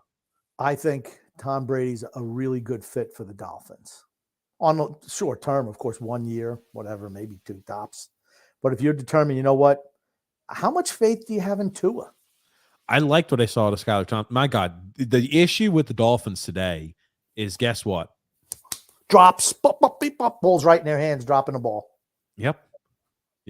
They're not, lack of focus. Jalen Waddle looked awful today. Who's that on? Who's the lack of focus on? The player. Who else? Head coach comes from top down. Top down. Yeah. Instead of coddling your players all the time, get on their asses. Yeah, Jalen Waddle played like shit today. Awful. Yeah, I don't know how many drop passes he could have, and then he wound up getting hurt.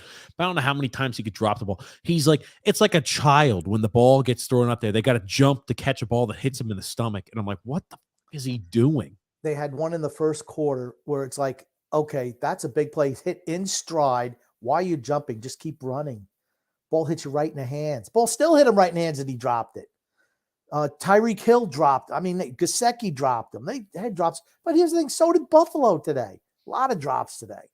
I think Buffalo played extremely sloppy.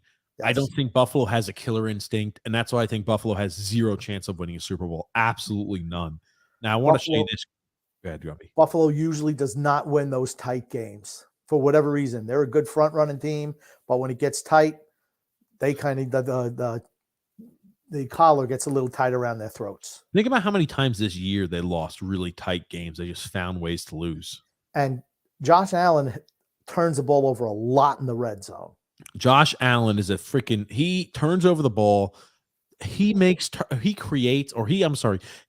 over the balls in some of the most inopportune times known to mankind. And that's the thing that bothers me about Josh Allen, which makes me think he'll never win a Super Bowl. To me, he's so talented that he thinks there's nothing he can't do. He throws up the ball sometimes down the field that I'm like, why are you making that throw? And a lot of times he'll hit his guy, but he threw an interception doing that today. And it's like, dude, you did not need to make that throw. This game was totally in control, and you gave them a little sniff of life by throwing an interception on a ball you just didn't need to throw. And this one right here, right? We talked about it. This at this point of the game, Grumpy Old Man. I don't know if it shows there for you. The Buffalo Bills are up 20-17. Right, right at the start of the second half, Grumpy, and this is what happens. Oh, a good ball comes out of his hands, and it's toward the end zone, picked up, and Miami with the touchdown and the lead. I don't blame that on Josh He's going to Allen. take off and have a Holy shit! Hold on to the ball, kid. Okay, he got hit from the blind side. 2 guys hit him at the same time. Come on. Look at him. He sees him coming. Okay. Freaking go down, you dumbass. Oh, look at this. Look at when he sees and recognizes this. You know who? His head turns right here. Okay, you know who would have went down on that play? Tom Brady. Absolutely. Phillip Rivers, Peyton Manning. Every quarterback who's not mobile goes down on a play like this. Here's the thing. He's so gifted. He doesn't think there's anything he can't do. He gets hit. Okay, keep rolling it. Yeah. If you don't mind. Oh, I mean, here's the thing. I'm trying to put it in slow motion. And I'll tell you what, this is terrible pass protection, though. Well, look, the ball goes loose because he tries to fake pass. That's why he's not holding on to the football, because he's trying to fake pass it. He doesn't think fumbles it. He doesn't think there's anything he can't do. Okay. And that's part of he still needs to learn that. How old is he? 27? 27? 26? Dude. Wake up, Josh Allen. Wake the fuck up, buddy. If I'm starting a team tomorrow, he's the guy I'm picking. If I'm picking any quarterback, I'm not picking Josh Allen as my number 1 quarterback. Absolutely not. I'm picking a guy, Joe Burrow. I'm picking Joe Burrow's better than Josh Allen. Joe Burrow over Josh Allen every day of the week right now. He does things no one else can do. Joe Burrow is smart and he's poised. Joe Burrow's smart, poised, and he's clutch. He's Josh another guy. Allen is anti-clutch. And I'd pick probably Patrick Mahomes. I'm sorry, Patrick Mahomes if I'm starting. Joe Burrow is number 2. Yeah, no, I'm taking Josh Allen. Trevor Lawrence, I'd pick over Josh Allen. Oh my God, stop. Josh Allen falls down the rank. How many more times do I need to see him screw the pooch, Josh Allen, before we finally realize there's just something where he does not understand that it's better to play smart and to live to play another down than doing something really dumb like this? 7 points. Josh Allen complete the blame on this. He's the cat blitz. This is the corner off the edge. That's the quarterback's responsibility. Watch for the cat blitz. He sees it and fucking fumbles it.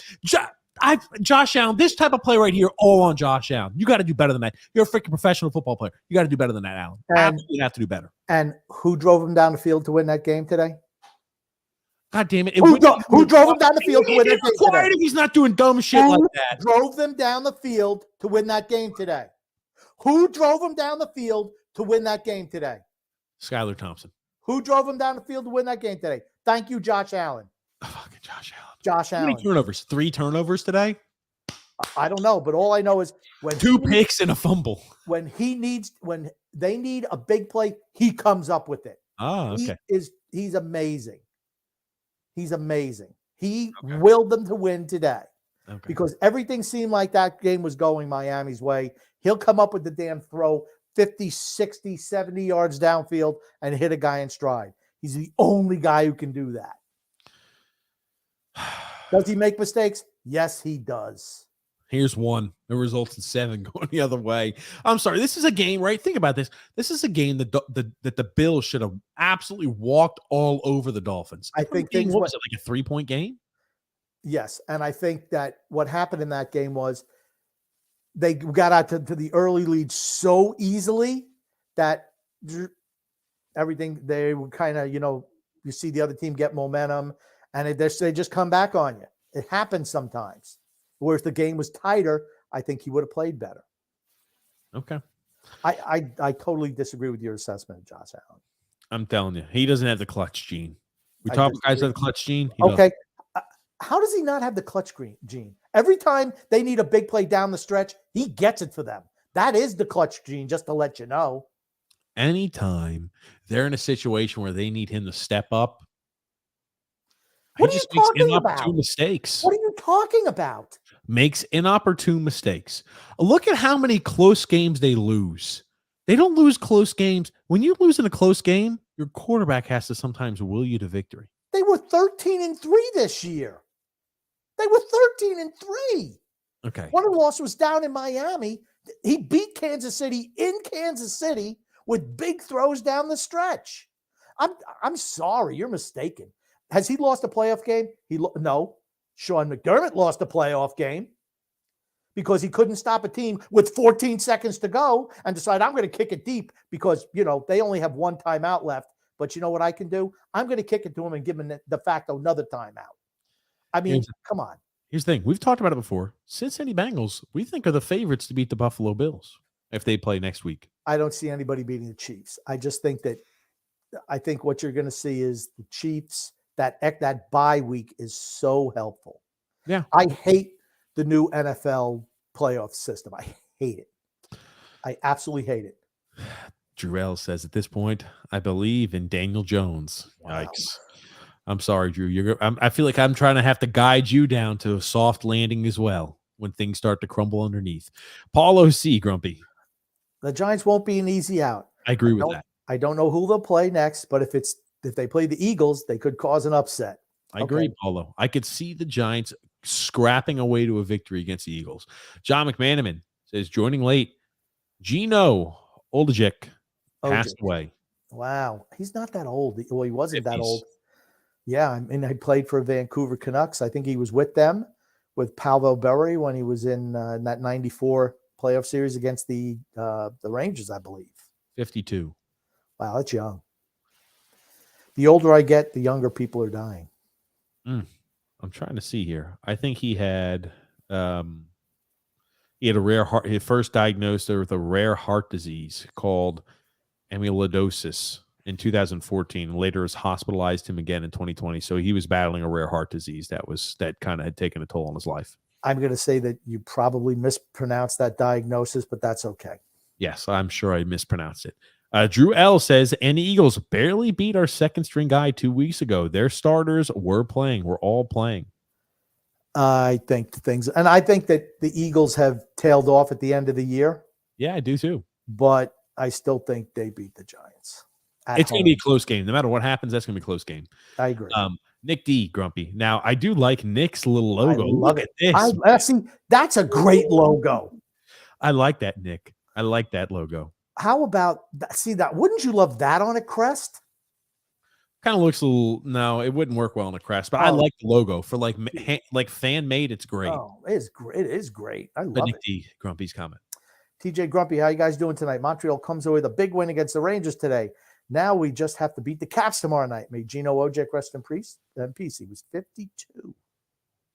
Yes, John. Not good. Not good on that. Drew L says, funny, you mentioned that, TJ, because the Chargers in the last 2 years have drafted Larry Roundtree, Isaiah Spiller, but never played them. Why? Tell me why. Because they don't answer the need they actually have. They're not good enough to beat out Austin Eckler. That's why. Oh yeah, Larry Roundtree is not great either. Isaiah Spiller, he's high cut. I don't know. They're not Austin. Isaiah Spiller's a guy who's like another third down back. And like they drafted him late. That's their system. That's their system. Why they're not going to run the ball 40 times a game. They're not going to run Derrick Henry up the middle 40 times a game. You don't need Derrick Henry. You don't need Derrick Henry. They got Austin Eckler. You're right. They don't need Derrick Henry. They got Austin Eckler. How many yards did Austin Eckler have this year? I can look it up. You want to look rushing yards? I'll pull it up because you don't focus on both. Another comment, Grumpy, for you to read. Oh, I was going to look it up. He was on my dynasty team. I'll pull it up, Grumpy. You just look and read the comments. He had 915 rushing yards this year in a 16 game regular season. How many carries? How many carries? 204 carries. So we averaged 4 yards a pop. Okay. They don't run the ball enough because they can't utilize it between the tackles. 915. Moon says, what would have happened if the Jags missed converting that 4th and 1 at the end of the game instead of kicking a game-tying field goal? Would Grumpy have passed out? I thought it was a dumb move, even though it worked out. But here's the thing. I still felt that they would have instead of going for a field goal, they would have gotten a touchdown. They were going to beat. That was really dumb. Yeah, they're beating the Chargers is right. That was just a really stupid move. That's what I talk about. Doug Peterson making dumb decisions. That was just stupid. Sometimes they pay off and you look like a genius, but they're dumb for a reason. Paulo C says the Dolphins lost, but surprised me. They gave the Bills a good game. I tip my hat to the Dolphins and the Giants for the only visiting team to win so far. Got another comment here from Goon Grumpy. Jets have won a Super Bowl. The Chargers, diddly. The edge goes to the sucky Jets. Okay. There it is, Grumpy. Man, I'll tell you what, 1969 was a long time ago. Paulo C says, Goon, if the Mags missed the Jags. Okay. Well, I thought maybe he was calling them the Maggots. He was calling the team the Maggots. If the Jaguars missed 2-point conversion, it would have only forced them to get another touchdown to win the game instead of just a field goal. Yeah, they would have won. No matter what, I still think they were winning. Drew L. Grumpy. When I was talking about Phil, it was the Giants have either made it or are one and done. You read the right tweet. Okay, gotcha. And then Drew L. Grumpy. Yeah, let's go, TJ. G-Men, baby. Eagles going to lose. We can only hope. James F. says, Grumpy, you can score on San Francisco's defense. True, but their defense is pretty good. You have to have a good line. They're going to play. Who are they going to play? Oh, they're going to play either the Patriots or the Cowboys. They're going to play the Succaneers or the Cowboys. The Buccaneers or the Cowboys. I always associate Dan Brady still with the Patriots, but the Buccaneers or the Cowboys. Drew says, sounds like TJ's tripling down on Danny Dimes. I love it. TJ secretly supports Danny Dimes. I do not support Danny Dimes. I support the Giants, but not Danny Dimes. He was really good today, though. Drew says, by the way, why did Buffalo struggle against Miami and Skylar Thompson? I'm not feeling great if I'm a Buffalo fan. Either one. I just think that the coach, man, he does some dumb shit. So it's so it's Sean McDermott's fault that Josh Allen goes ahead and fumbles that for fumble recovery for 7 or for 6. He won the game for them. Stop banging on Josh Allen. He won them the game today. 3 turnovers. Brought them from behind, to win the game today. Period. What was that Dolphins record this season? Mind you, they were playing with a third-string quarterback. 9-8. The record with a 9-8. first-string quarterback. How many losses did they have with Tua healthy? 8. 9-8. They were 9-8 today. Okay, so what was their record with a healthy Tua? They were playing a backup quarterback. What was their record with a healthy Tua? Do you want to take a guess? They were pretty good. They started off pretty good anyway. I'm looking here. Lost against the chart. The Green Bay game, he wound up getting. Oh, he was technically concussed that whole game. I'll still count that as a loss. Whatever. It was a loss. Quarterback he played the whole game. So I still give him a loss when he had that injury in Cincinnati where his hands got all in that fencing position. I'll still give him a loss then because he started. But they didn't win a single game this year without him as a starting quarterback. Oh no, I'm sorry. They won one. No, no, I'm sorry. They were 8. They beat the Jets without him. 8-5 this year with Tua as quarterback. Without Tua as a quarterback, they were 1-3. 1-4. They lost today too. 1-4. So they played with the backup. They play with a team that's inferior without. Here's the thing. I don't think Tua is the answer. I think Tua's injury problems. I don't think Tua can be the answer there.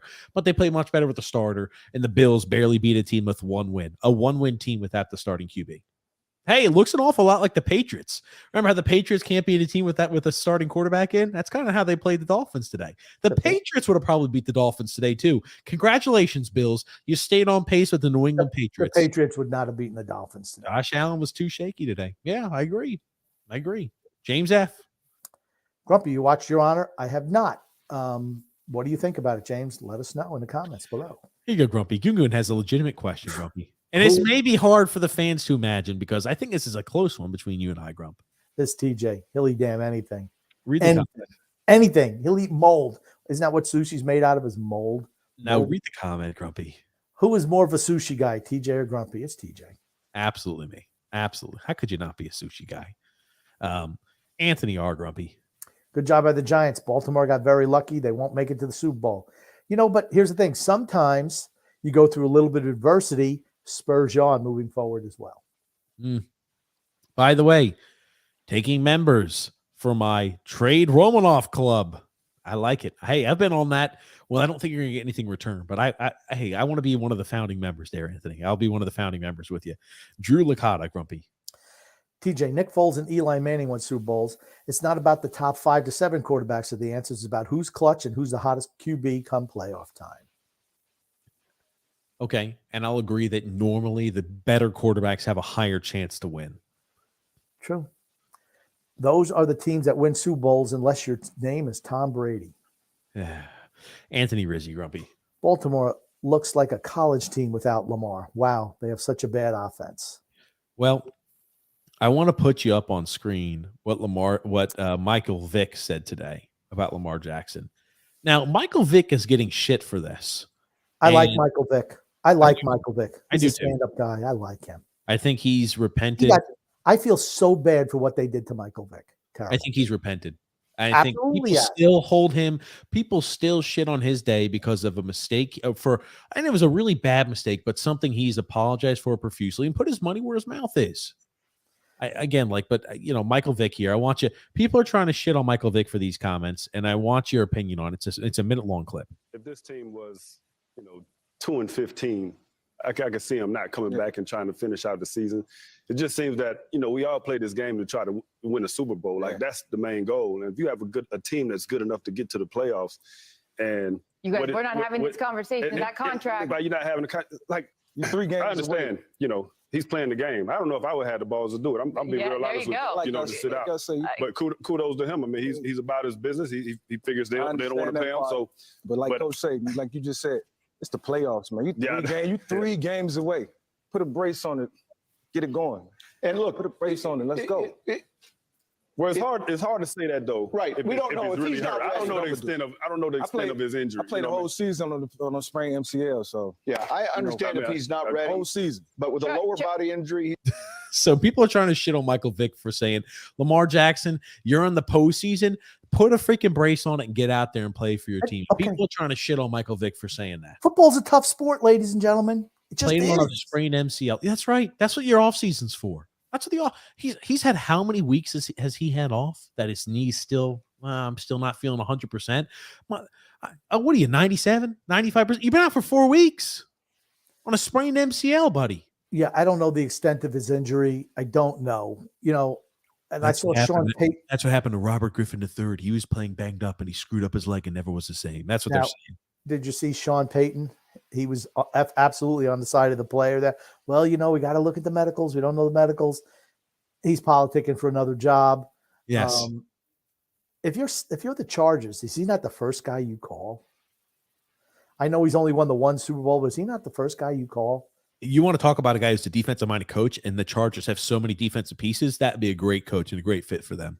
He was an offensive coach, Sean Payton. I'm sorry. You talk about the defenses that were under Sean Payton. Sean Payton coached Saints teams. They were even though he's an offensive coach, those defenses always ran efficiently under Sean Payton. Always, always, always. True. But I want to get now. Do you think Michael Vick deserves to be shit on for those type of comments? I don't. You know what? Here's the thing. He's paid to have opinions. That's why you're on that show. Oh, Johnny. Yeah. Well, should we talk about what? No, let's not talk about him. I don't want to say anything that could get people upset. Stop. And here's the thing. So many players play banged up and half injured. Think about everyone hurt this time of the year. Yeah, it's like the NHL when they're playing out there. Oh, I've got a hernia. I played the Stanley Cup Finals on a hernia, or I played in the Western Conference Finals to the Stanley Cup on a hernia because I wanted to win that bad. It just says something about he's all after the money, and that's fine. I don't blame any NFL player for being after the money, but he's obviously looking after that next contract more than the team's success. So I think that tells you he's got no chance of coming back with the Ravens. Absolutely none. Tampa Bay has 18 guys on their injury list. 18 guys on their injury list. Wow. I mean, the Cowboys have 4. They have 18 guys on their injury list. The last time Lamar Jackson played a game was December 4th. So it's almost been about a month and a half. I mean, if he's hurt, he's hurt. Okay. I mean, you can be always, there's a difference between banged up and hurt, or there's a difference between being hurt and injured. Being hurt, everybody's hurt. Every NFL player is hurt. Every player is hurt. They're not all injured. You were injured originally. Are you at a spot where you could contribute still to the team and fight through the injury or fight through a little bit of the banged up play? I understand what you're saying, but what's the extent of his injury? I mean, he's got how many ligaments? MCL. Okay. Is it torn? I mean, I think it's MCL. Okay, but I mean, that means it's some level of tear. Do you need an operation? I mean, he didn't get it operated on. I know he hasn't. What I'm saying is going into free agency, or are they just going to franchise him and it doesn't matter anyway? Does he say, okay, now I need surgery? I was putting it off because I thought maybe if we went deep enough in the playoffs, I could play. I don't know. We can't answer that question. We'll have to find out. He didn't undergo surgery right away. That's for certain. So maybe he thought he could come back and he's trying to come back. I don't know. I'll tell you one thing. The more and more I hear out of Robert Griffin III, the more and more I don't like him. There's certain things I like about him, but this is a direct shot at Michael Vick, right? Wouldn't you say anybody saying Lamar Jackson should brace it up and go play, regardless of the extent of his knee injury, needs to get their head out of their asses? That's a direct shot at Michael Vick, wouldn't you say? Who's a better player, Michael Vick or Robert Griffin III? This is Robert Griffin III tweeting that. I know. Who's a better player, Michael Vick or Robert Griffin III? Michael Vick. Yeah. Okay. Michael Vick was a superstar when he was a winner. Superstar. Here's the thing. Michael Vick, people forget how good Michael Vick just gets overlooked for how great a football player he was. One of the best scrambling quarterbacks in the history of the game, still to this day. Oh man, he was tremendous. Tremendous. I remember watching games with him. He was just phenomenal. I feel bad for him. You know, that the dog stuff. I just felt bad. He wasn't even there. I'm not excusing him, but it's like a lot of guys put him in that situation. A lot of his friends. And that was his biggest thing, was thinking that his friends were going to do the right thing or should have done the right thing, and they didn't. And he's donated tens of millions of dollars to animal shelters, into the Humane Society. So you know what? I think he's served his penance. That's why he went to jail. He served his penance. And I'm glad he has a job with the NFL where, you know, he's making some money. I'm glad for that. But Yeah. I mean, we missed the prime of a really great player. Yeah. But here's the And thing. you're right. Robert Griffin III, I think Robert Griffin III, getting back to the point, he's trying to come at Mike Vick with this comment, I'd say. Yeah, you're right. You're right. You know, it's unfortunate. It's unfortunate. Some players want to freaking win. No matter what, they want to win. Some players, they're looking out for their own health more than anything else. And that's fine. I understand both sides of the camp. But it's just like when you talk about going into a foxhole and fighting for somebody, when you see a guy who's out there, like with Joe Namath, was Joe Namath with his many knee injuries, was he out there saying, guys, I'm not 100%. I can't play. Sorry, guys. Or Can't Brady, play. Brady, when he dislocated his thumb, it was so bad that everything just tore right through his hand, and he didn't miss. That was on Thursday, and he played. Brady played on a torn MCL. Do you remember that year with a knee brace? Yeah. Oh yeah. For years he did that. Yeah, some guys want to fight to win the Super Bowl. Yeah. Some guys want to fight to win their contract. Yeah. That's fine. Yeah. It just tells you what you have in a player. Jack Youngblood played in the Super Bowl on a broken leg. Correct. I mean, times are different, right? A lot more money involved than it used to be. I'm telling you. It's an odd one. And I think that, you know, I'm not going to give Michael Vick shit about that because I'm in that school of thought. If you can play, you should play. If you don't want to play, though, do what you want. Chase your money. I don't care. I think you should. You don't have to. Get your money. But, right, when it comes down to making big money and being the guy, I think that hurts your case of being the guy. I don't think Lamar Jackson is a great quarterback. I think he's a fantastic athlete. It's about that. Anyway, moving along, grumpy old man. We got here Goon Grump. Boris is saying the Mets consulted the same doctor as the Twins who felt squeamish about the controversial ankle rather than getting another doc's opinion. If it's true, it's very Wilpon-esque. Actually, I heard it was the same doctor as the Giants who rejected him. Well, you know what? Maybe they – okay, first of all, Scott Boras is he's all about the last nickel for his clients, okay? Yeah. He lost quite a bit of money this offseason. And maybe the Mets said, you know what? Looking back at hindsight, yeah, we don't like his medicals. So we're going to call in the guy who we know didn't approve the medicals the last time, so we can have some plausible deniability where we can say, no, we don't want this.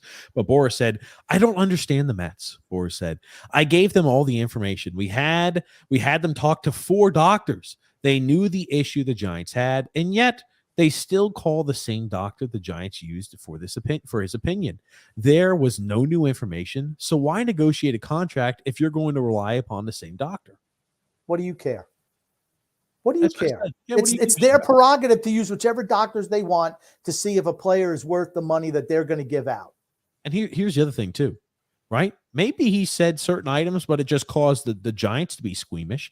But maybe the Mets, call me crazy, maybe the Mets wanted to know and understand the same exact issues that Carlos Correa had that caused the Giants not to offer him that contract. Maybe the Mets wanted to know so they had full information. Wouldn't that just be crazy, Scott Boras? Because if you're going to put $300 million into a player, maybe you want to know what caused another team to have hesitation to that. Wouldn't that just be nuts, Grumpy, if maybe a team wanted to have that full information? Be nuts, wouldn't it? Do you remember when the Giants said that, no, we're voiding it because he failed the physical, and like 20 minutes later, the Mets said they signed him? Yes. You know, maybe they had a chance, you know what, let's look at it, you know, a little bit more intensely to make sure, if particularly when all these things came out, and Boris didn't like it because, I mean, he signed, it was ridiculous money that they were offering him. And we had them talk. Go ahead. I'm sorry. And he took a lot less to wind up going back to the Twins. Maybe the Mets said, you know what? Let's review this. Yeah, we're interested in you, but not at the numbers that we were talking about before. We had them talk to 4 doctors. What does that mean? Is that the doctors the Mets wanted to have, or those doctors, Scott or Boris, that you went ahead and put out there and said, talk with this doctor. He'll tell you this opinion, and talk to this doctor. Here are our doctors, and this is why you should trust us. Well, fuck. Maybe they didn't trust your 4 doctors. All I know is their team docs say he lost money, and that's why he's pissed.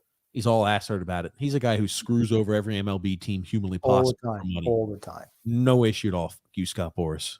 If you have Scott Boras for an agent, very rarely do you go back to your team. You're always taking, and he plays one team against the other. He'll have deals set up and then he'll back out because he gets money from somebody else. Just the way he is. Anthony Rizzi said, I think Daniel Jones secured a new contract deal. I'm impressed. Oh, my goodness. So much different under the new coaching staff. See, this is what I worry about. Yeah, but how much money do you think he should be getting at this point? Quarterbacks, if you're a starting quarterback, you're getting at least $25 million a year. Is he worth that? I don't think so. I don't think so. But here's the thing. If the Giants don't give it to him, some other quarterback-hungry franchise will pay him $30 million a year to be their starting QB. Book it. Quarterbacks always get overpaid. Simple. He's not worth that. He's not. Alexander says, hey, how are you guys? Man, doing well, Alexander. Hopefully you're doing well too. Even though the Dolphins lost, I tell you one thing, Skylar Thompson should, if you don't get Tom Brady or a different QB, you should say, I think Thompson might win the starting job out of camp over Tua. Can you trust Tua? I can't trust him to stay healthy. I can't trust him long enough to be there as a viable option. I don't even know. I'm not even sure if Tua should come back and play football, to be quite honest. He had 4 concussions this year, or 3 concussions, however many it was. He's been in the league 3 years now? 3 years, yeah. So they have to make a decision just before next year if they're going to give him his 5th-year option. Yep. I mean, that's a tough decision. If you don't get another quarterback already. Alexander, though, says, I'm sorry, if Tua is on the field, we win. I think they probably would have won if Tua was on the field. I think the game is played a little bit differently then. I think Buffalo prepares a little bit differently. They don't come in so overconfident. Some teams do that. That's how teams get beat when they're big favorites. They come in a little overconfident. I think if Thompson had more experience, and he's a guy in the future, I think he could be more valuable than Tua. I don't think he's the answer, though, either. But he was hitting a lot of guys, dropping balls in and giving his wide receivers and tight ends options to make catches. And as a first time and a rookie quarterback who's in start number, 2 or 3 this year, that's all you can ask from him. Anthony Rizzi, Grumpy. Not that we can or will get him, but I don't want Lamar for the Jets. He's not a passer, injured too much, and not giving him $250 million contract he wants. Well, he wants that full guaranteed money, but you're right. So apparently, Grumpy, this is what I wanted to show you. The Jets are reportedly monitoring a potential Lamar Jackson move, Grumpy. I think he's a better fit for the Giants than for the Jets. But here it is, right? They're monitoring a potential trade because you're right. They could franchise him, but they're going to want to trade the rights and then get that contract signed. But yikes. After seeing what I saw in Lamar Jackson, I don't know how healthy he really is. I hope the Ravens win today just so it can go another week and him say, I'm not 100%. I can't play. I want to see how long that charade would carry on for. Because, right, we don't know the severity of the knee injury. He's had a month and a half off on a sprained MCL. Some guys fight through a sprained MCL. They do. Some guys don't. He's the one that doesn't after a month and a half off. But just remember, what he does, he does a lot of running. So I could see where that would hinder him. If he's got to stand in the pocket, that's not when he's his best. If he's got to stand in the pocket, he's still a better passer than Tyler Huntley. Sit your ass in the pocket and go ahead and run straight. I'm telling you, dude, I don't know. This smells fishy. It smells fishy. I'm more on the Michael Vick side of this. Smells a little fishy. And Woodson was even agreeing with that too. Hey, we got out there. Smells a little fishy, does it? I was like, what the hell is going on over there, Grumpy? I was sniffing, smelling the fish. Here you go, Grumpy. Anthony Rizzi says, I agree, TJ. I don't want a rushing quarterback for the Jets. I want a good pocket passer. You know, the problem is how many good pocket passing quarterbacks are left? They don't develop them in college anymore. What I want is a guy who's a mobile quarterback that leans more towards the throwing the ball before. Okay, that's fair. I was about to say, I feel like that's the best of both worlds. Yeah, he got injured in week 13. Lamar Jackson. He had a grade 2. He suffered a grade 2 sprain of his PCL. So it wasn't MCL. PCL, I think, helps with the jumping and everything like that, if I recall. Okay. I know guys who had tore PCLs. That's a tough one to come back from if you tear a PCL. But again, sprain, grade 2 sprain. But that means that there's tearing in there. He said it was a grade 2, almost a grade 3 sprain. Okay, it says grade 2 sprain. So I'm not saying it was a grade 2, almost grade 7 sprain. It was a grade 2 sprain because that's what they graded at. If you get an A on a paper with a 93, they don't say, well, that was almost a B on that paper. It says a grade A. I'm just saying what he said. Okay, great. He could do that. Here's the thing. If I'm a Giants, I don't want them touching. I'd rather them bring Daniel Jones back for a year than Lamar Jackson. I have no interest in Lamar Jackson. I don't have any interest in Daniel Jones either. I don't know. What can I say? What can I say, Grumpy? But Alexander Diaz, Grumpy. No running quarterback has ever run his team to the Super Bowl. It's true. You could help. Certainly, it creates off. You have to be a guy who's mobile. I think being a mobile quarterback who can throw the football is the best of both worlds. Anthony Rizzi. For my Jets, first it's Rodgers, then Jimmy Garoppolo, and then Derek Carr. Wow. Honestly, I think Derek Carr would be a good fit for them. Rodgers isn't going there. Green Bay's not trading Rodgers. Too much cap hit if he gets moved. Not happening. Jimmy Garoppolo, no, he's just an injury waiting to happen. Derek Carr, he plays all the time. Is he great? No, but I would take him. I think he's a more realistic option for them. Oh, man, I think that you're right. I think you mentioned earlier, I think Derek Carr would be a good fit for them. I don't think Aaron Rodgers is going to the Jets, even though he had that little slip up where people are going to say, ooh, maybe he'll go to the Jets. I don't think so.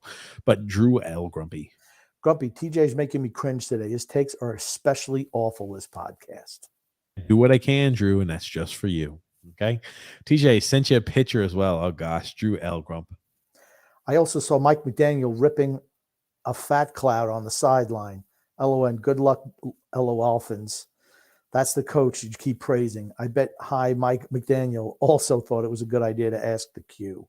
Oh, my goodness gracious. Here you go. This is Drew L. sent us a few things. I'll pop them up on screen here. It says your franchise has been put into a Daniel Jones locker or into Daniel Jones locker, like Davy Jones locker. I like it. He's got the Vikings, the Jags, the Baltimore Ravens, the Green Bay Packers, the Bears, the Panthers, and the Titans. I'll tell you what, the Jaguars remind me a lot of the Giants. Sure. Yeah. He also said this one. TJ, when talking about Daniel Jones, hold on a second. He's not the answer, man. Maybe he thinks the answer is the wrong. There you go. Look at this. Oof. Isaiah Hodgins. He played through that all game today. This was my ankle before the game, so don't make fun of me for not running fast. Hey, sit it out, buddy. Hodges, man. Sit it out, man. Don't go out there. You can further roll the ankle. You might be able to tear something in your ankle. Don't go out there and play on that, Hodgins. Why would you do something like that, Isaiah? You're trying to win a Super Bowl or something? No, sit out, man. Watch out for the next contract. Look at this. It's swollen. It's purple. And maybe that instability he's got in his foot causes him to move a little funny. And maybe he tears or breaks. Maybe he's going to go ahead and break something in his foot or tear something in his foot because he's going to be running differently going that sprained ankle. Don't go out there, Hodgins. Don't do that. He's like, wrap it up. Like wow. John Wayne. John Wayne would have played today.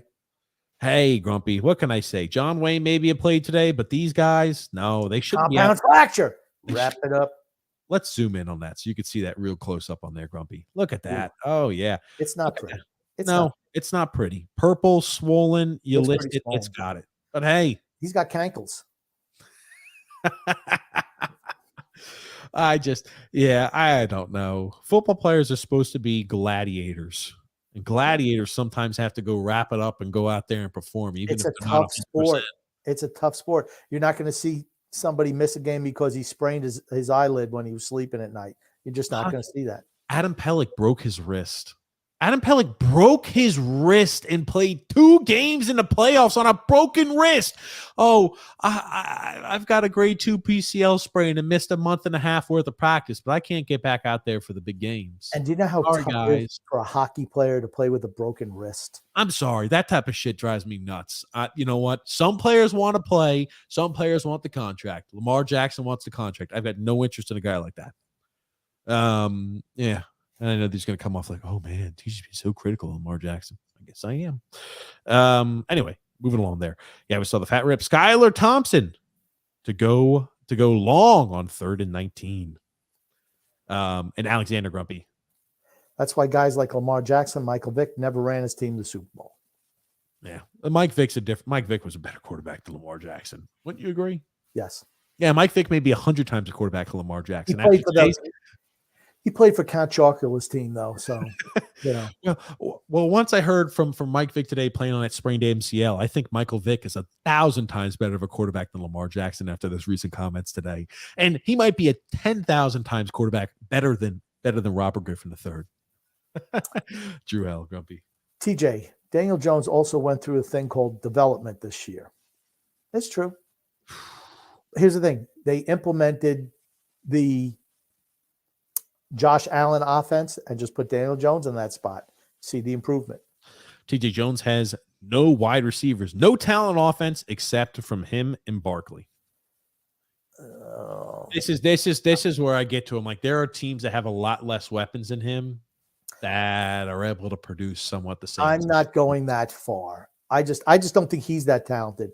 Barkley's the best offensive talent they have. The other guys are just ham and eggers. Richie James, Hodgson, Slayton. I mean, we're gonna almost have to start a Giants podcast to make sure we could put. Look at this, Giants from week 1 to now. Daniel Jones development has been nuts. Look at this shit. I swear to God, Grumpy. What the Drew? What are you talking about? He's developed, sure.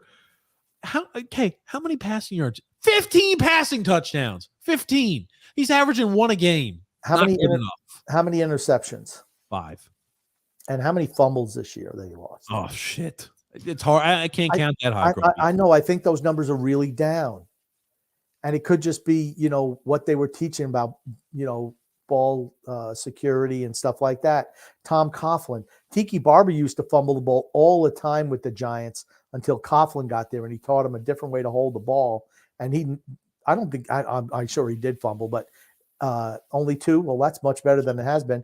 But you saw that Tiki Barber very, very rarely, if ever, fumbled after Coughlin got there. He was the most dependable guy holding the ball. Daniel Jones is not the answer, guys. Stop. He said when push comes to shove, he can do it at quarterback. Can't say that about a lot of quarterbacks. Jesus, Drew. Oh, man. Everyone's on the Daniel Jones bandwagon. I'm telling you, yikes. You got to drop the ego, dude. You have to say he's at least above average quarterback now. He was really good today. One fucking game, and here we are calling this guy an above average quarterback. Do you really put him in top 15 in the NFL? Absolutely not. Absolutely not. You got to be Drew. Oh, fans, come on, guys. Come on. Drew L said this, Grumpy. Come on, continue. Drew also said, I remember I was totally on the train of don't keep Jones either until today's game. Tell me that's a joke. I am not looking at the comment. Oh, until today's game. Good, Grumpy. He says, has Carr ever been injured? If not, then he's probably the Jets' best bet. Rodgers and Jimmy G would last 1 game before a season-ending injury due to their feeble offensive line. I think they need to improve their offensive line, but Rodgers is really not injury prone. He's just not going there. Carr, I think, has only missed 2 games his entire career, so he's very durable. Jimmy Garoppolo, I think he's only played 2 games in a row without being injured his entire career. Oh, there it is.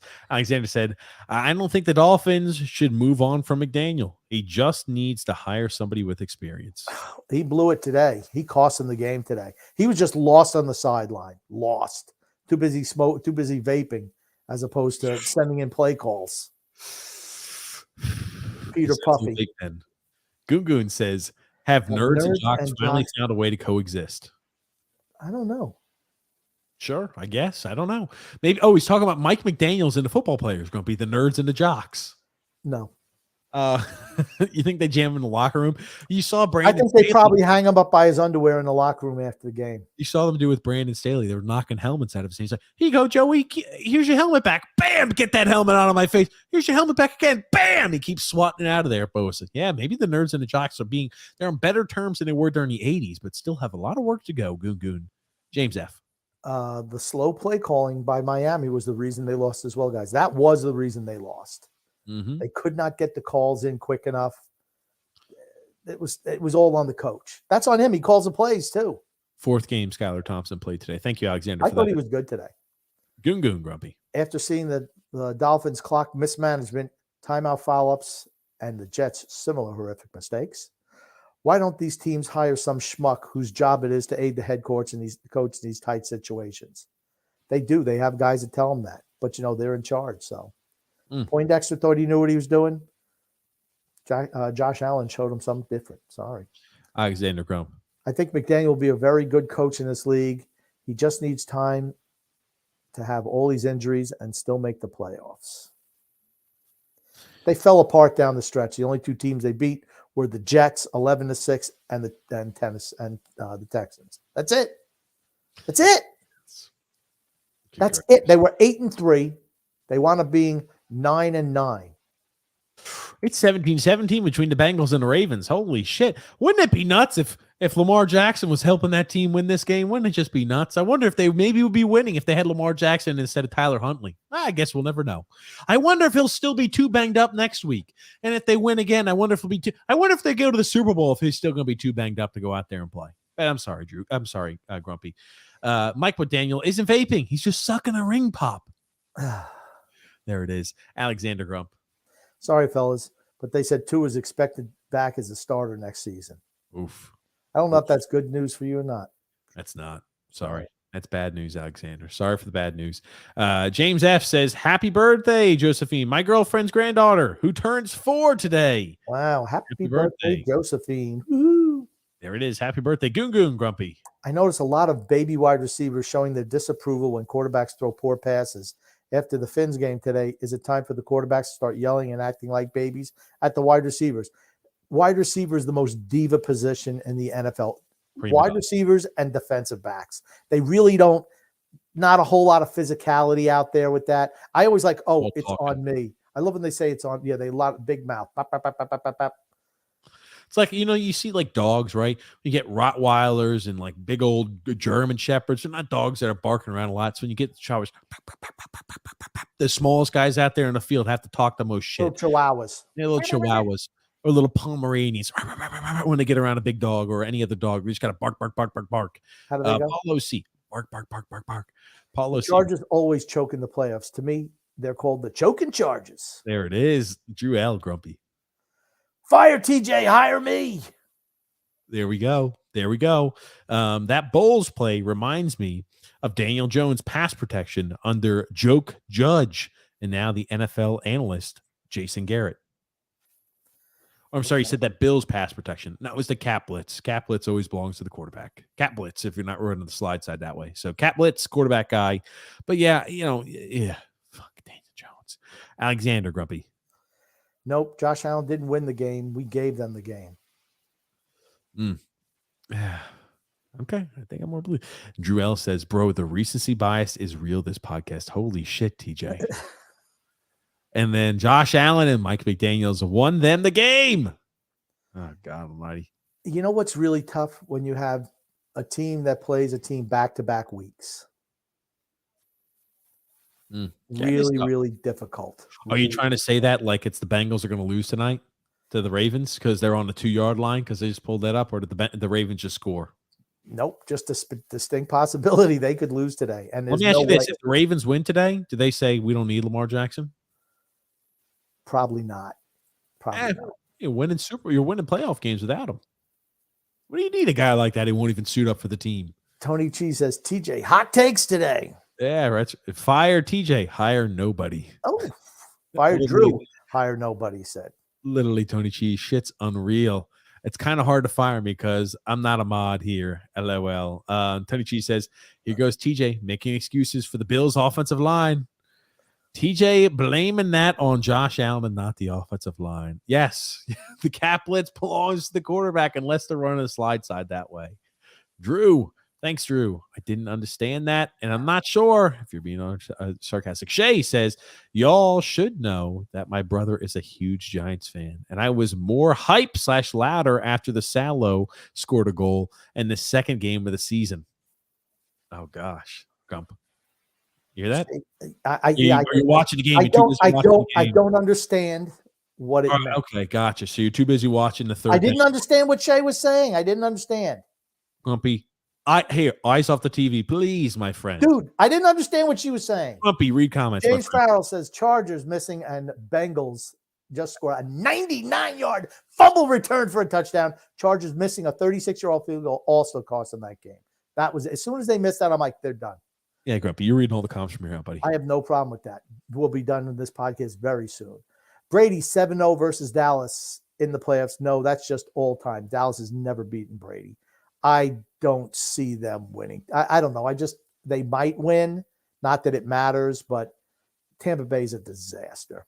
Shay says, yes, I am tuning in now because football sucks and so does school. Okay. Well, Well, hopefully. we're glad you're here, Shay. Absolutely. Nice to see you, Shay. You know who also won this team today, Grumpy? Daniel Jones. He did. He was great today. Really good. And so was Saquon Barkley.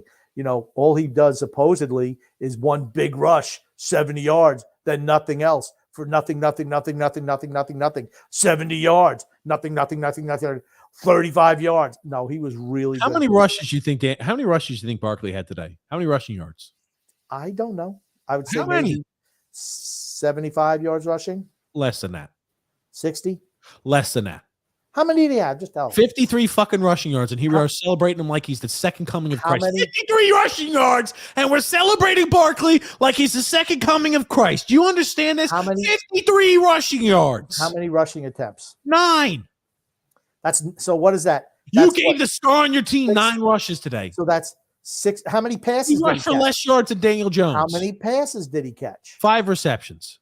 How many yards? God almighty, we're going down the stat line. Give me a sec. Jesus Christ. I mean, I don't think you could criticize how they played today on offense. I'm not criticizing him. I'm not criticizing them. All I'm saying 9 is carries, 53 yards. That's 6 yards a pop. And 5 catches for how many? He made. And here's the thing. He 56 receiving yards. So that's pretty good too. 11 yards a catch. And He was less rushing yards than Daniel Jones. He was shoving guys. Well, he didn't have opportunities. They got him the ball. They got the ball in his hands. Okay, sure. Alexander says Tua's problem was never with the concussion, but it was with physical injuries. Alexander, just give up on him. Just give up. Except when you resist what is, suffering begins. Alexander, I look at it like this, man. If Tua could stay healthy, sure, maybe he'd be a more viable option. But the fact that he's an average quarterback and an injury-prone quarterback at that, really tough to be successful. James Farrell says, Your Honor is a must-watch. I know it's on Showtime. I'm going to check it out then on your recommendation, James. Bryan Cranston is an awesome actor, one of the best. It has a lot of actors in there that are professionals. James F. says, Happy Martin Luther King Day tomorrow. Same to you. I have off tomorrow. Absolutely. Oh, you have off every day, Grumpy, but happy Martin Luther King Day to everybody out there tomorrow. Alexander says, TJ ignoring me. No, we're not ignoring you. Here you go. Drew L. Dable only ran the ball 10 times to this game. You heard that right. Saquon only ran 10 times today. The team was on Daniel Jones' back from start to finish. End of the story. Resign him, Shane. Oh, gosh. Oh, no. He's earned it. Here's the thing. Dayball had a game plan, and it worked to perfection today. And the Vikings are chokers. And we it talk helped. about the choking Chargers. The Vikings might as well choke every opportunity they've got too. It helped that they played the Vikings 3 weeks ago. And it helps that the Vikings suck. But you found out their strengths and weaknesses, and that's what a good coach does. That's why when coaches were good around the league, it was so tough to beat a team 3 times in a season because they were able to make those adjustments. I just think Philadelphia is too talented for the job. Let me ask you this. For all those people who are questioning my judgment on Daniel Jones, when's the last quarterback I've been wrong on? Tell me. When's the last quarterback I said that sucked and you're living on and it's on smoke and mirrors that I've been wrong on? Was I wrong on Kyler Murray? Was I wrong on Baker Mayfield? Was I wrong on any of those guys? How old is Kyler Murray? Kyler Murray is a bust. 25 years old? Bust. Dude, he's Bust. 25 years old. Stop. Bust. Stop. You're ridiculous. You're ridiculous. Let me know when I'm wrong on the next guy. Let me know when I'm wrong on that. You just said Josh Allen isn't clutch. If he wins He's Super not Bowl, clutch. I think he's a great quarterback, but he's not clutch. I don't think he's going to clutch. I disagree. Okay, sure. Well, wait. When he wins that first Super Bowl, maybe then we could change that conversation. Tony Cheese Grumpy. Tony Cheese says, I like dogs and I like Mike Vick. That's a hot take for you. Yes, it is. That is a hot take there, Tony Cheese. Joseph C. Grumpy. No way Brandon Staley could keep his job after what happened last night and what happened last year in the last game against the Raiders. Absolutely. Yeah. I don't know why he's had his job even today. Yeah, he should be gone. Absolutely. And I agree with Tony, says Drew Licata. Alexander says here, Grumpy, believe it or not, he didn't go to jail. His career may have been shortened than he actually extended. That actually extended his career. Yeah, but he was never – you missed 3 years away from the game. You're not the same. They made an example out of him. I hate when hey, let's make an example out of this guy. No, sorry. Tony Cheese, Grumpy. Geez, Drew, come up with your own ideas. Also, TJ. Also, Drew says, also, TJ, if you haven't seen my memes yet, now's the time. We went through them all. If you got more, let us know. Joseph C. Grumpy. He says, if the Twins were so confident in Correa's ankle, why did he take 6 years with vesting options instead of 10 years guaranteed that the Twins originally offered him? Exactly. They knew they had him over a barrel. Yep. Shay. Scott Boris, only cares about getting his bag. I think he gets 10% or something like that, whatever his clients get a year. So he wants all the money. Exactly right. Yep. 100% right. Jungun says, F Vic.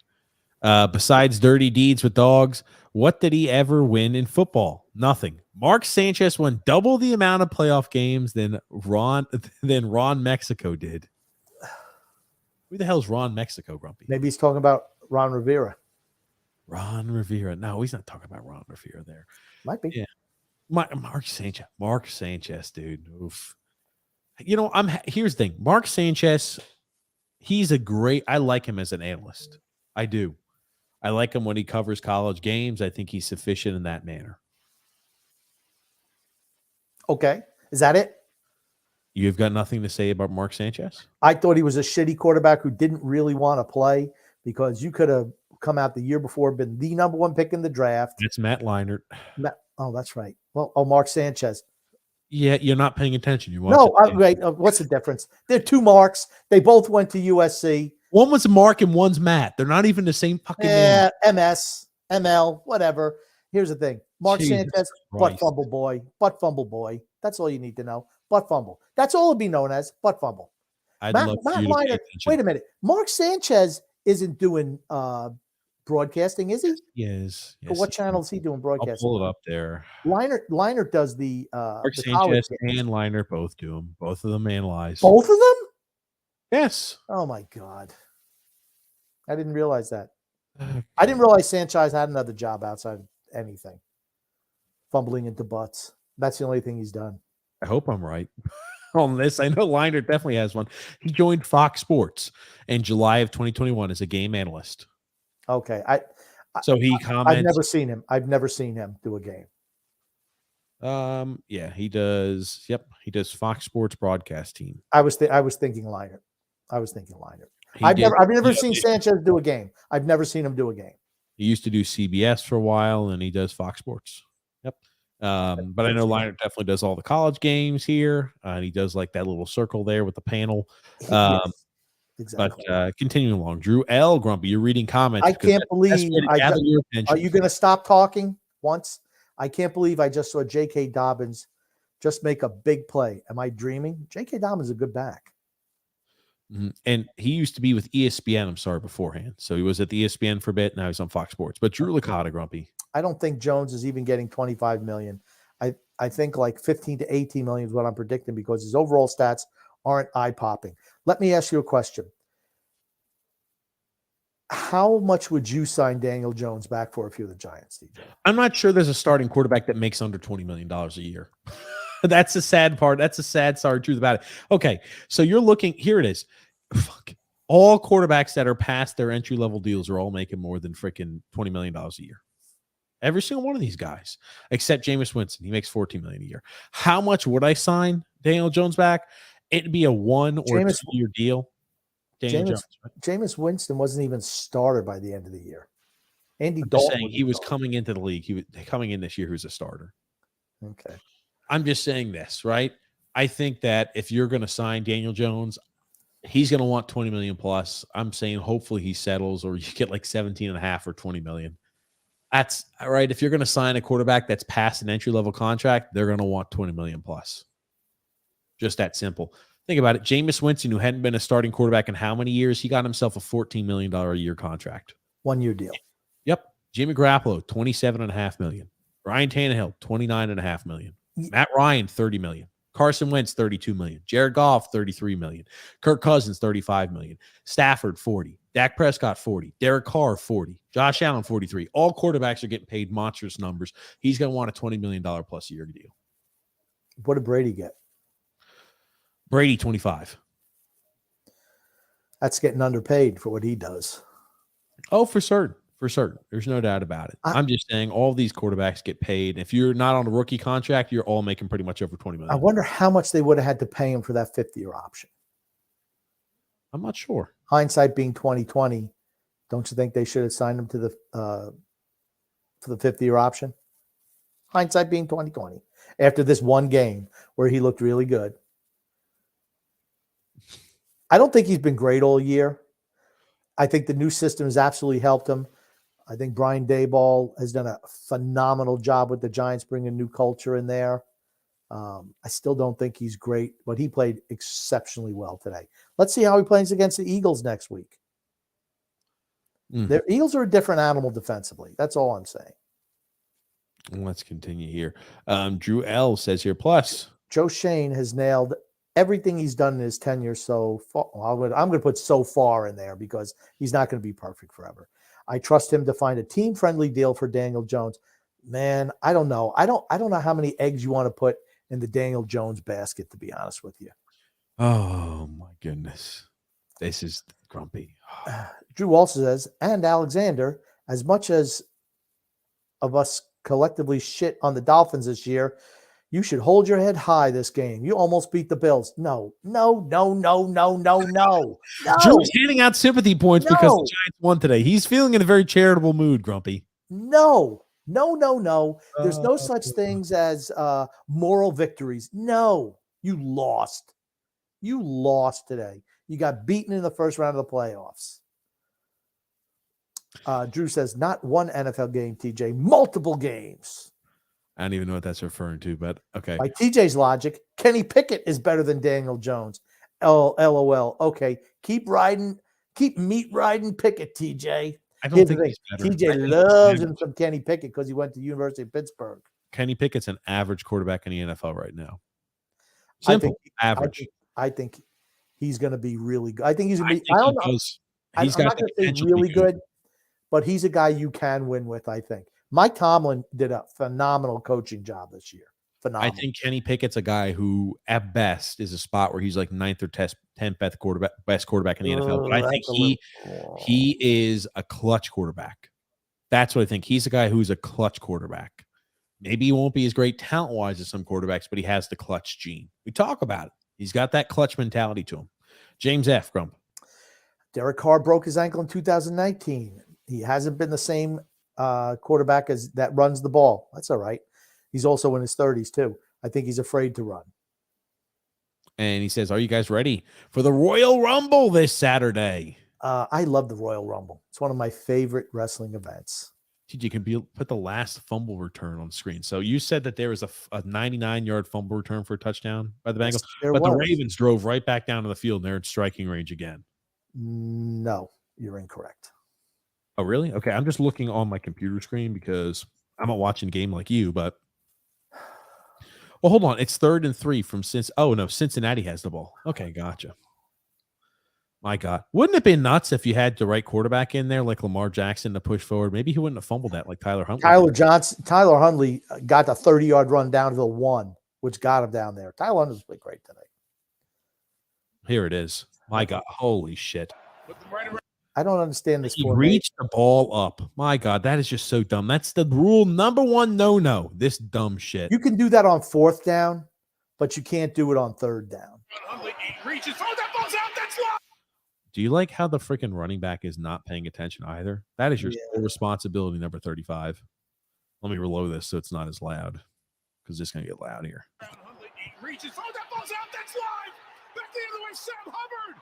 35, you pile of shit. Look at this lazy bastard. Look at Andrews, man. Andrews is coming hard.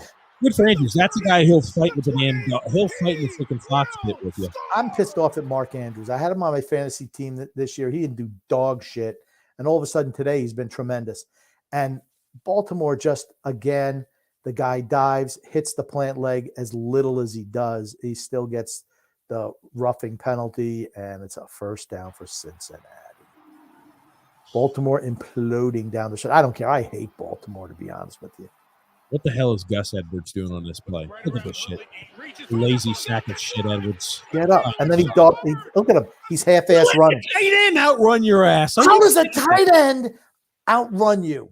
No fucking effort. Look at the effort. Look at him dogging. He's getting beat by a D tackle, 2 linebackers, and a safety. Your running back is getting outrun by a D tackle, 94 defensive tackle, 2 linebackers, a safety, and a tight end. This is like sprints at the end of practice. Like, hey, Gus, get out of there. You're dead last. The linemen are running faster than you, sack of shit. Let's give kudos to Mark Andrews. Great for him. That's a guy you want to fight for. That's the effort you need. That's a winner. That's a winner. That's a winner. Too many guys don't want to fight on that Baltimore team is what the issue is, it looks like. Oh, man. Drew L. Grumpy. Look, Grumpy, TJ is just really pissed off that his predictions on Saquon and Daniel Jones are starting to look like freezing cold takes. It's okay. I believe in him, and soon will TJ. Oh, no. Oh, good gracious. DeWe're also says, I wouldn't have drafted Saquon in fantasy if I didn't believe in him. Okay. Tony Cheese, Grumpy. Can't help but notice my Drew Dick Muffins comment was skipped over. It was, but you mentioned it again, so it got the air it needed there. It got what it needed there, Tony Cheese. How about Carter the Vikings? No, they have Cousins for better for worse. Yeah. Oh. Daniel Jones is the next Tom Brady. Oh, Jesus, Alexander. They're just pushing the buttons now. Rest in peace. I often say that Joe Burrow has a lot of Tom Brady qualities, but nobody's Tom Brady. Sorry. Tony Cheese. I'm just watching. No, sorry. Tony Cheese says, must be because I'm an Isles Misery Rated R member. That's why the comments are not being read. There you go. There you go. You're wrong on Tua, TJ, says Alexander. Well, everyone's attacking TJ. TJ's hot today. He's coming in with some hot takes. I don't know what. Maybe he had all some right. Every one of them right. Food. He's had some spicy food. I don't know what the problem is with him today. Every one of those takes are right. Every one of my quarterback takes are right. I can't remember a quarterback take that was wrong. So, quarterback guru, they don't need to talk to Gruden. Just go ahead and go to the Olsen corner over here, or you can go to the TJ and the grumpy old man corner over here. Drew L says here, Kyler Murray had Cliff Kingsbury as a head coach. Baker, okay, I'll give you that. So you're 1 for fuck. 1 for 2, 1 and 2. Here's the thing: when you see Kyler Murray struggle next year, you can just, I'll say I want double. The interest that's built up on that being right is double now. Oh my God, did you see that play in the football game? Frank, yes, nuts. That's a nuts 99-yard fumble return for a touchdown. Alexander Grumpy. Here's a hot take. I think Jonathan Taylor could be traded. Sure. Why? I think they need to go full rebuild. And I think that they're going to consider Jeff Saturday as a serious potential head coaching candidate, that the Colts should just disband the franchise. He's on his rookie deal. He's not making anything. You don't trade him. I don't think much of Jonathan Taylor. Oh my God, he's only 2 years in the league. He got another 2 years on his contract. I'm sorry, I'm not trading. It was his 3rd year in the league, I think. I'm not trading him. Jonathan Taylor, I think that was number 3. This is his 3rd year in the league. So next year's his 4th. Yeah, this is I'll get it pulled up, Grumpy. You can continue reading comments. Okay, Drew says people wonder why scoring has been down in the NFL. Maybe it's all the coaches and coordinators that suck in the NFL. Yeah, they're all 32-year-olds or 31-year-olds or 15-year-olds, and they think, it's Stratomatic game or something, or it's Madden. No, guess what? The defense has played pretty good. Next comment. Jonathan Taylor, by the way, he's played 3 years in the NFL. He's got 1 year, or if you want to, was he a 1st-round pick or a 2nd-round pick? 2nd-round pick. So this will be his last year on the contract. So yeah, I could see them trading a guy like that. Sure. Frank. Lyman returned at 100 yards for, I think it was more like 96, but still, it was for a lineman outrunning the running back. All I know is I thought he was going to get caught at the end. Even watch, I'm like, oh man, cut back. I mean, they should always be looking at that screen. You see a guy getting close, you cut to one direction. This way he's going to kind of swoop in, gives you a little bit of extra time to make it the rest of the way. That's what you have to do. That Gus Edwards. My God. Alexander Grumpy. Mark Sanchez called the Bills-Miami game 4 weeks ago on the NFL Network. Okay, so for NFL Network too. Cool. I didn't know that. I will say Greg Olsen is a good announcer. I like him as an announcer too. I think he does. He's a good announcer, and I think he's a good analyst. Absolutely. He can get better. TJ, look up Ron Mexico. You'll be flabbergasted.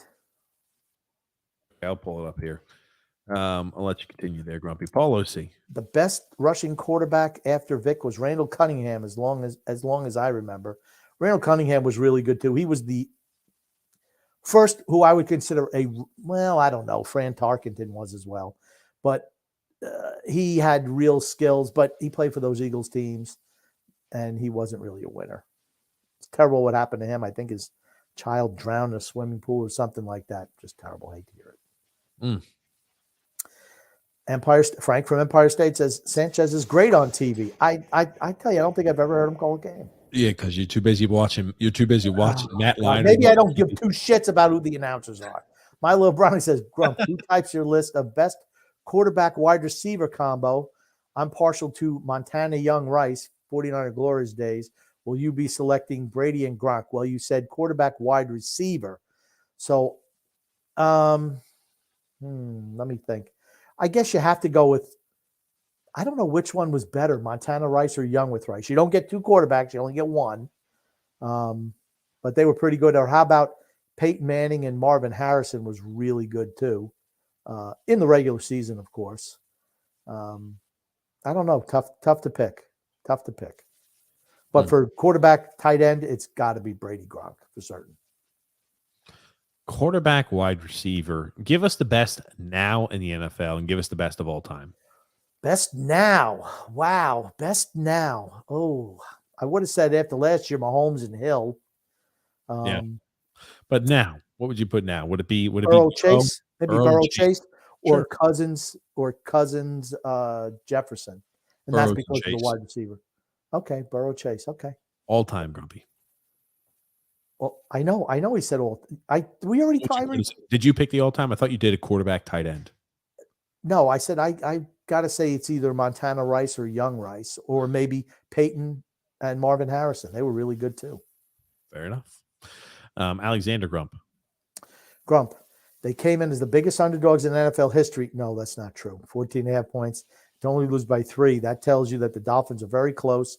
If we stayed healthy, we win the division. I don't know. So I think, here's the thing. When you're a big favorite like that, you get off to a 17-0 lead, you kind of get a little complacent, I think. And that's what I thought you saw with Buffalo today. Goon talked about Ron Mexico.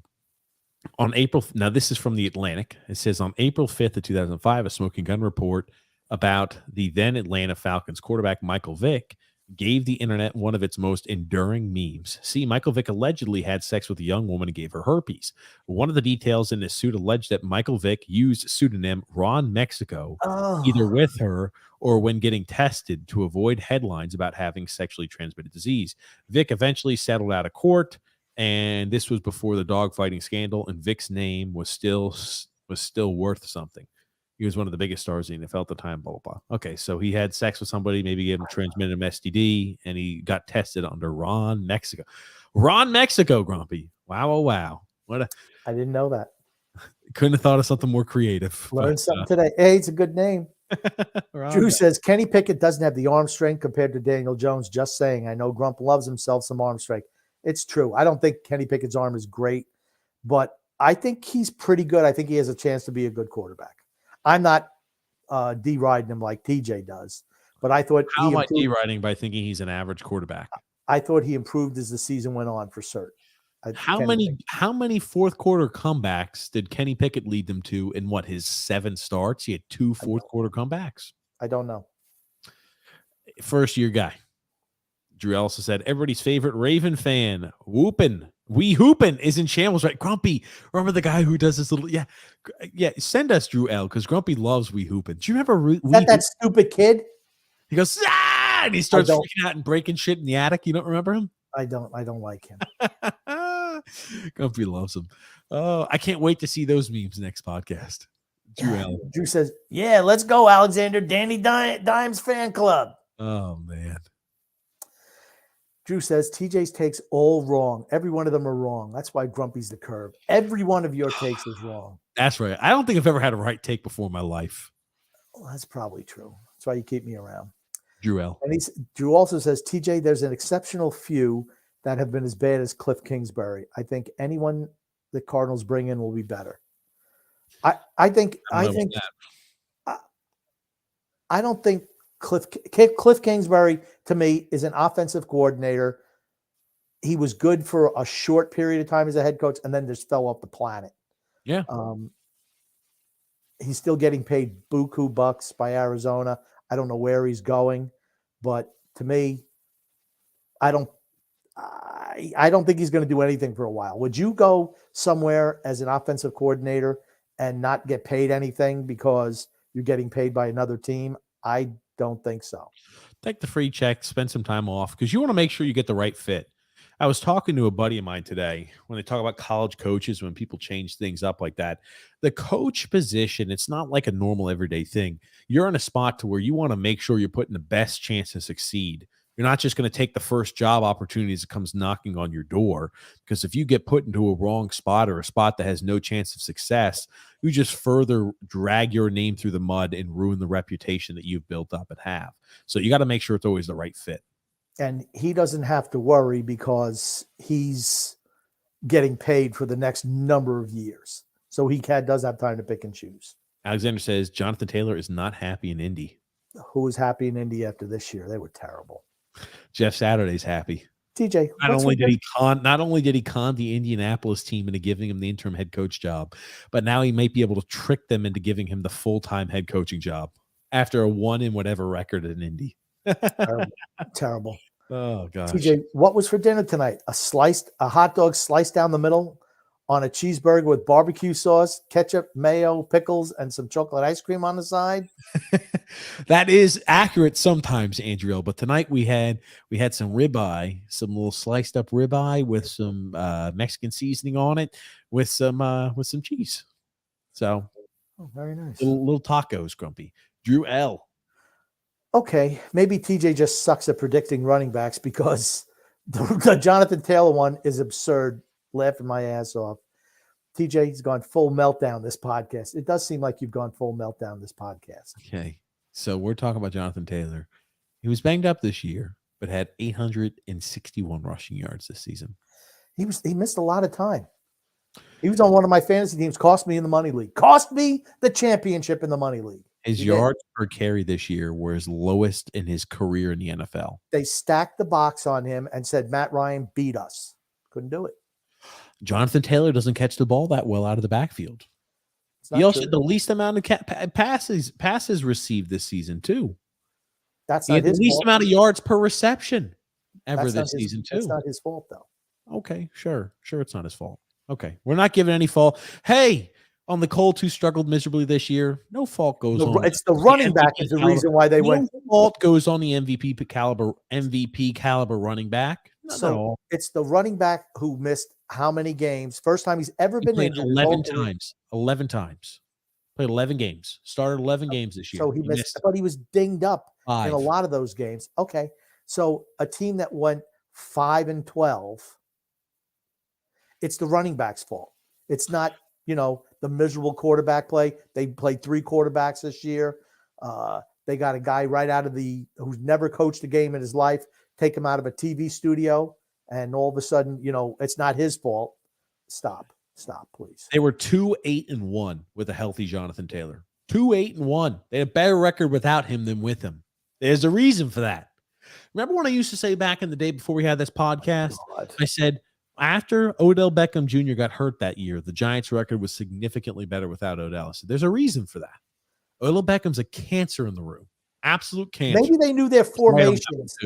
Maybe they knew Frank Reich's formations. When it's a single eye, everybody's in a stacked line. It's like, go ahead, we're going to run us up the middle. Because when Jeff Saturday got there, he reinvented the offense. Okay. Gus, broken down bus. I was about to say it was not a lot of effort from him. I think Mike Tirico is a good announcer. He's okay. He's had issues before, believe me. Frank He's had Hayes issues says with Daniel ESPN Jones for was certain. off the chart. He was really good today.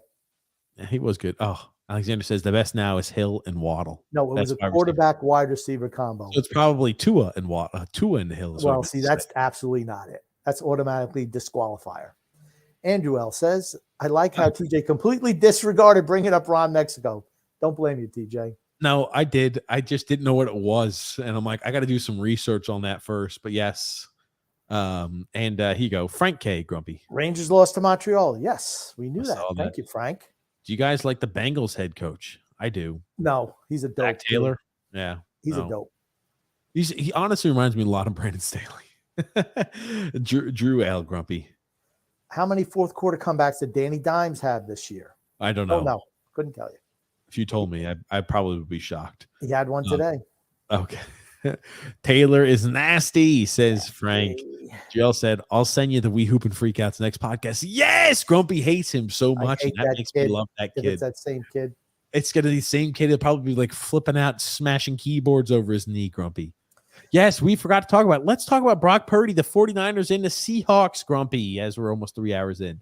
But what did you see today from the 49ers? Seahawks. Yesterday, I thought Seattle played him really well in the first half. Purdy was very nervous throwing the ball, missed a lot of wide open guys. Then Geno Smith remembered who he was and imploded in the second half. I think Purdy's okay. I think San Francisco was stacked, just like they have been the last number of years, where their quarterback play has been what's kept them from winning a title. Now, you talk about the poor play from Brock Purdy. Now, I didn't say he had poor play. I didn't say he played poorly. Struggled at the beginning. I'm sorry. Let me rephrase it so I He can was accurately. nervous. You could tell he was very nervous. He ended the game 18 for 30, 332 passing yards and 3 passing touchdowns. Okay. Now, let me ask you this. For Brock Purdy, do you think we talk about how the quarterbacks prevented them from winning in the past. Do you think he's a better quarterback than Jimmy Garoppolo has been in years past? I'd argue that he is. I don't know. Ready as a rookie. I don't know. Here's the thing. When it gets down to nut crunching time, remember, none of their games have really been close, right? They beat the Raiders. They beat them 37-34. I consider that one close, and Brock Purdy was the quarterback. Yeah, but the Raiders made a comeback at the end. It's not like it was back and forth. Okay. For me, he's throwing a lot of those little short passes. That's what it is in the Shanahan offense, and he's letting Deebo Samuel or whoever take it to the house. Like yesterday, 75-yard touchdown. It's a 5-yard pass. Jimmy Garoppolo was good at that too. We won't find out about Brock Purdy until the games are tight late. Okay. I mean, so far he's undefeated. I can't answer the last question yet. I don't know. He looked a little shook up and nervous in the first half of that game. Understandable, right? Big moment. Is he the answer going forward? Let's pump the brakes. Hold on. We're at the 2-minute warning right now with the Ravens 4th and 1 at the Cincinnati 37-yard line. Here's your game right here. Wow. Wouldn't it be nice to have Lamar Jackson in there to do like a read option? Oh my God. He's not. That'd be He's nice. not there. He's not there. Oh, okay. Okay, that's nuts. But Drew L says here, Cliff Kingsbury is in Thailand right now. Yeah. It's a nice place of vacation. Yeah, it's like, how do you want? I mean, do you really want a job or not? I mean, you looked at that. Remember that time they did the NFL draft from his house? I mean, it's like, wow, look at that house. That guy's got it going on. I think he had swimsuit models all over the place. It was one of those type houses. Drew L. Grumpy. I'll be honest. I know you might accuse me of meat riding Daniel Jones, but I have to say the amount of meat riding the media has done with Brock Purdy has been insane. It's got to stop. Yeah, they're really good. I think that team is a really solid team, right? That's better weapons than Daniel Jones, better defense than the Giants have, but I think it's an overall better team. I don't think you need to be as good of a quarterback to win with the 49ers the way the team's constituted. That's why I think it's an easy slam dunk if Brady were to go there, if they were to want him even. Yes. So, I mean, here's the thing, right? I think that it's Brock Purdy's job to lose next year starting camp. Like last year, Trey Lance is a starter walking in. I'm Wow. not sure it's going to be. How can you say it's not Brock Purdy's job to lose? He's played well. Trey Lance didn't play well the first He's few played games. Before he 6 snapped his games ankle. his entire career. Okay, Brock There's Purdy. going to be I'm just film saying, on him. There's going to be film on him going forward. how do you say, yeah, Brock Purdy? I know you played so well in the postseason and the regular season to end things off. Let's do this. Let's just say that the 49ers beat the Buccaneers or the Cowboys. I think How that's do a you- given. I think that's a How do given. you say Brock Purdy loses the job? I just don't see it. If they lose to the Eagles and he looks like dog shit. Do you think he looks like dog shit? And do you think the Eagles even make past the Giants, past the G-Men, Grump? Yeah. Yeah, Okay. I do. He says Brock Purdy is great as a backup, but he's average at best. He doesn't have a great arm. He does not have a great arm. But in that offense, he's okay. We'll find No. more about him the more he plays. He's Yeah. tough to. Oh wow! So the Ravens got the first down. So now they're on the Cincinnati 33-yard line, 2nd and 10. Grumpy, but I'll tell you, It's think actually you're going to be 3rd and 2. Okay, gotcha. And there's a flag. Oh. We don't know who it's against. Okay, well, I don't need you commenting on that game because we're not covering it. But Drew, I think Grumpy's right. I think the more we watch them, the more we'll find out. Alexander says Kingsbury turned down several requests. He's getting paid for the next 5 years guaranteed. Right. But here's the thing. You can't stay too far out of the league. For too long. Yeah. Maybe a year or two, but then get you forgotten. You Yep. get forgotten. the next Cliff Kingsbury or the next name your slew of different guys replace Kevin O'Connell. chance. Sure. Brian Daboll, et cetera. The list goes on. Drew Licata says, although Trey Lance isn't the answer, so I'll ride with Brock if I were in San Francisco. See, that's what I say. I don't think Trey Lance is the answer either. After what I saw from him, I was not too encouraged. Think about what they traded to get him. Yikes. I know that's a colossal blunder unless they hit on a guy, Mr. Irrelevant, like that, Grumpy. Frank, comment. Purdy has been great lately. I agree. Might little brownie, Grumpy. Knowing Lou's record of doing nothing, think he'll actually do anything meaningful by the deadline? If he trades Mayfield or Parise or Varley, would you be satisfied? If he trades all three, I'll be satisfied. I heard, and there's something I had to talk to you about later from a very reliable source, and this is a very reliable source. Connections in the league. Lou Lamoriello is looking to buy at the deadline to make the postseason. And I mean a very reliable source. Anything can change up until this time period, but this is about as a reliable source as we have here on this show. This is somebody we trust. We know this is Lou Lamoriello. Fail. That'll be a failure. Yeah, so we'll talk about that on next show on Wednesday. But you're so purty, says Frank, and please trade Mayfield. Drew L says here, TJ, stop nitpicking stats. If the Chiefs would do a redo of that draft, they would draft JT any day over Clyde Edwards-Helaire, Jonathan Taylor over Clyde Edwards-Helaire. Sure. I'm just saying, to think, right? Jonathan Taylor going into the season was everybody's like, oh yeah, Jonathan Taylor's a top 3 running back in the NFL. I'm not so sure. You don't think Jonathan Taylor's a top 3 running back in the NFL? No, I don't. Wow. Okay. Name 3 guys better. I still think McCaffrey's got more left in the tank when healthy. Oh, wow. Okay. You think, hold on. When healthy. There's your caveat. When healthy. He's always hurt. I don't think he's got more left in the tank. He's been healthy all year this year. I don't think he's got more left in the tank. He had more. He was healthy all year this year. Okay. He was impressive to me this How year. old is Christian McCaffrey? 29? Gotta pull that up. I thought he was 27. I'll pull it up. I mean, maybe he's older than that. He's been out for a while, but let me see how old McCaffrey is. I mean, you got Taylor's what, 24? Christian McCaffrey's 26 years old, buddy. Oh, he's got a lot of mileage on his tires, though. Okay, he's 20. I think Josh Jacobs after a year like this, right? Josh Jacobs. Oh my God, Josh Jacobs has 1 year. 1 year. He's another guy. I'm saying after a year like this, it's kind of comparable to what we saw to Jonathan Taylor. One big explosion. No, it wasn't. Jonathan Taylor was sensational last year. Not this year. Last year, he was tremendous. Derrick Henry is a better running back. Derrick Henry's finished. He's on How the many way. yards do you think? How many yards do you think Derrick Henry had this year to say he's finished? 1,200. Over 1,500 rushing yards. Sit Okay, down. he's not the Thank you very same much. guy though. He's Big not the Chubb. same player. Okay, not the same player. He almost averaged 100 yards a game still, but now Man, he's when not. you hate somebody, you just can't. You Top three. You think he's top three? I don't think he's top three. Sure, maybe top five. Jonathan Taylor's not a top 3 running back, man. going into this Maybe you season. can argue top 5. Going Top into 10 is where I put him. going into this season, was he not a top 3 back in the league? Going into this year, people would have said he was the number 1 back in the league. He's not. Oh my God. Okay. It's just like you're just like me nitpicking on Tom Brady. Wasn't it a 7-point spread in the Bills games? I think it was 14. And Grumpy Hugo Drew also 13.5. Story of the Seahawks game. First half, Seahawks played well. Second half, Geno returned to Jets Geno, aka freaking fraud. Don't resign him to a long-term contract, Seattle. That's it in a nutshell. He remembered who he was, and that's what happened. Drew did say he's got a meme. He says, "Me watching today's podcast" is what he says. And it's a picture of you, Grumpy. Yeah. TJ's he's exasperating today. Let Drew Lock cook. Or draft CJ Stroud or Will Levis.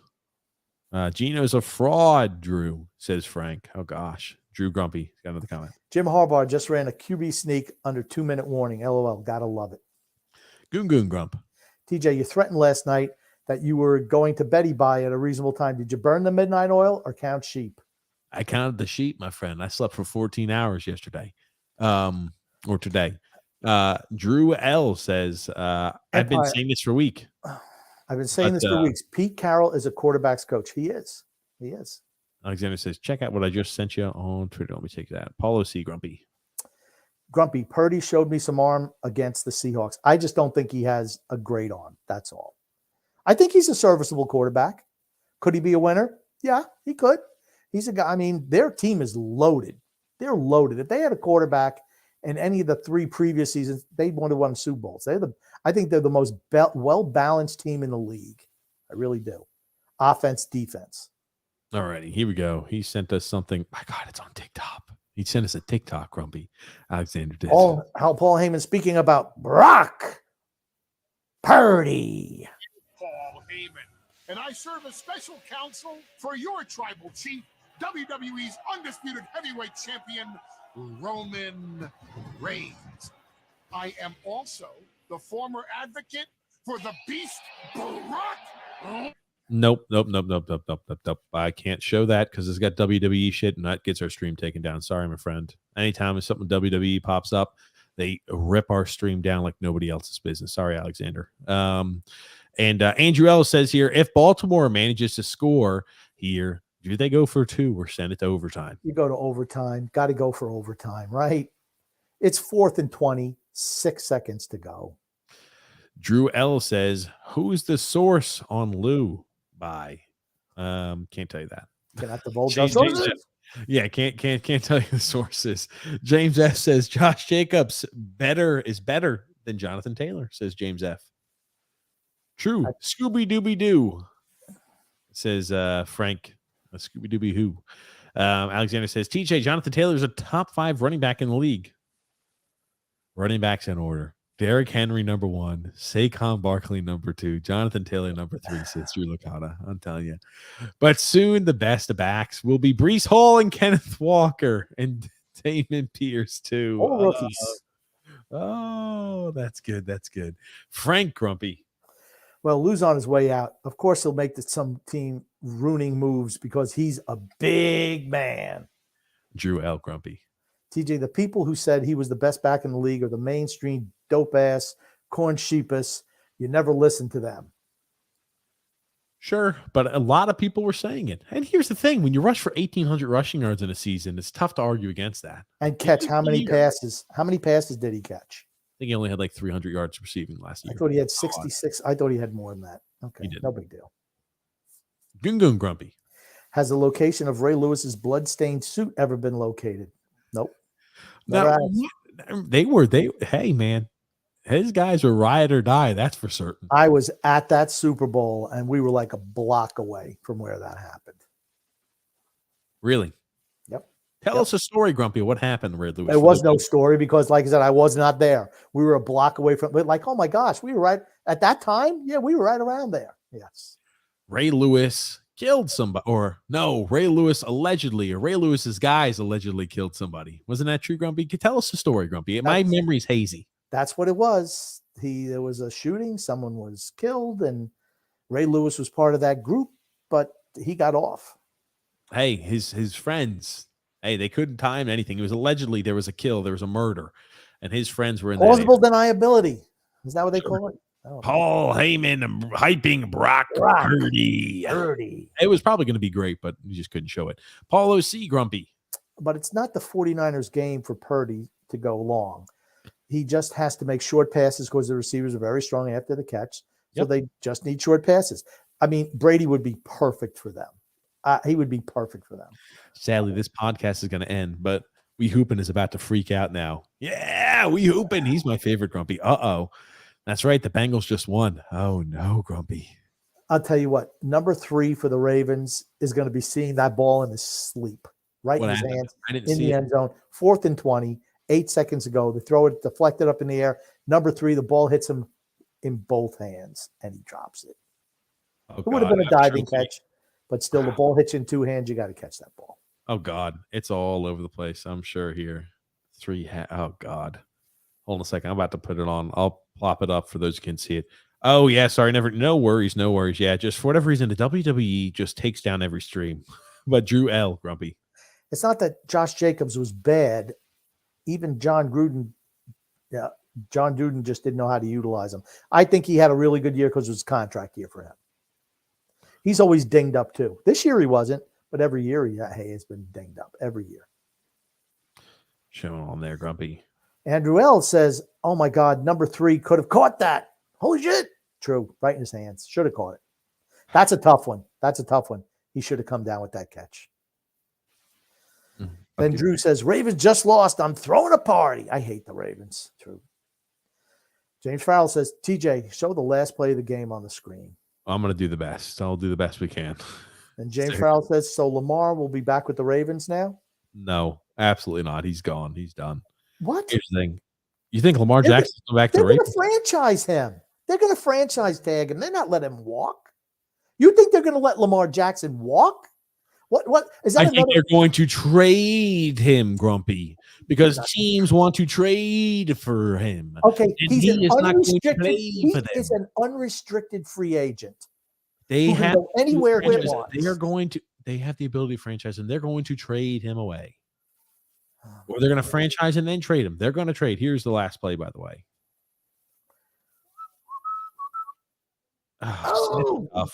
It's even worse from the other angle. It's worse from the other angle when you see from the other angle. Yeah, I get like a shitty one that's like somebody's home recording it. So sorry. Anyway, I'll try to find a better angle of it, Grumpy. Oh my God. They're going to franchise Lamar Jackson. That's correct. They're not trading him. They're going to franchise and trade him. I'm telling you, he's not going to want to play. He's going to sit out. He's going to sit out. He's not going to play with him again. Oh my God. You think so? Just remember this, everyone. TJ just been a little cantankerous today. So when Lamar Jackson doesn't play in this offseason, we're talking about Lamar Jackson wants to hold out because they're not going to give him this. He's not going to play after they franchise him and they trade him away.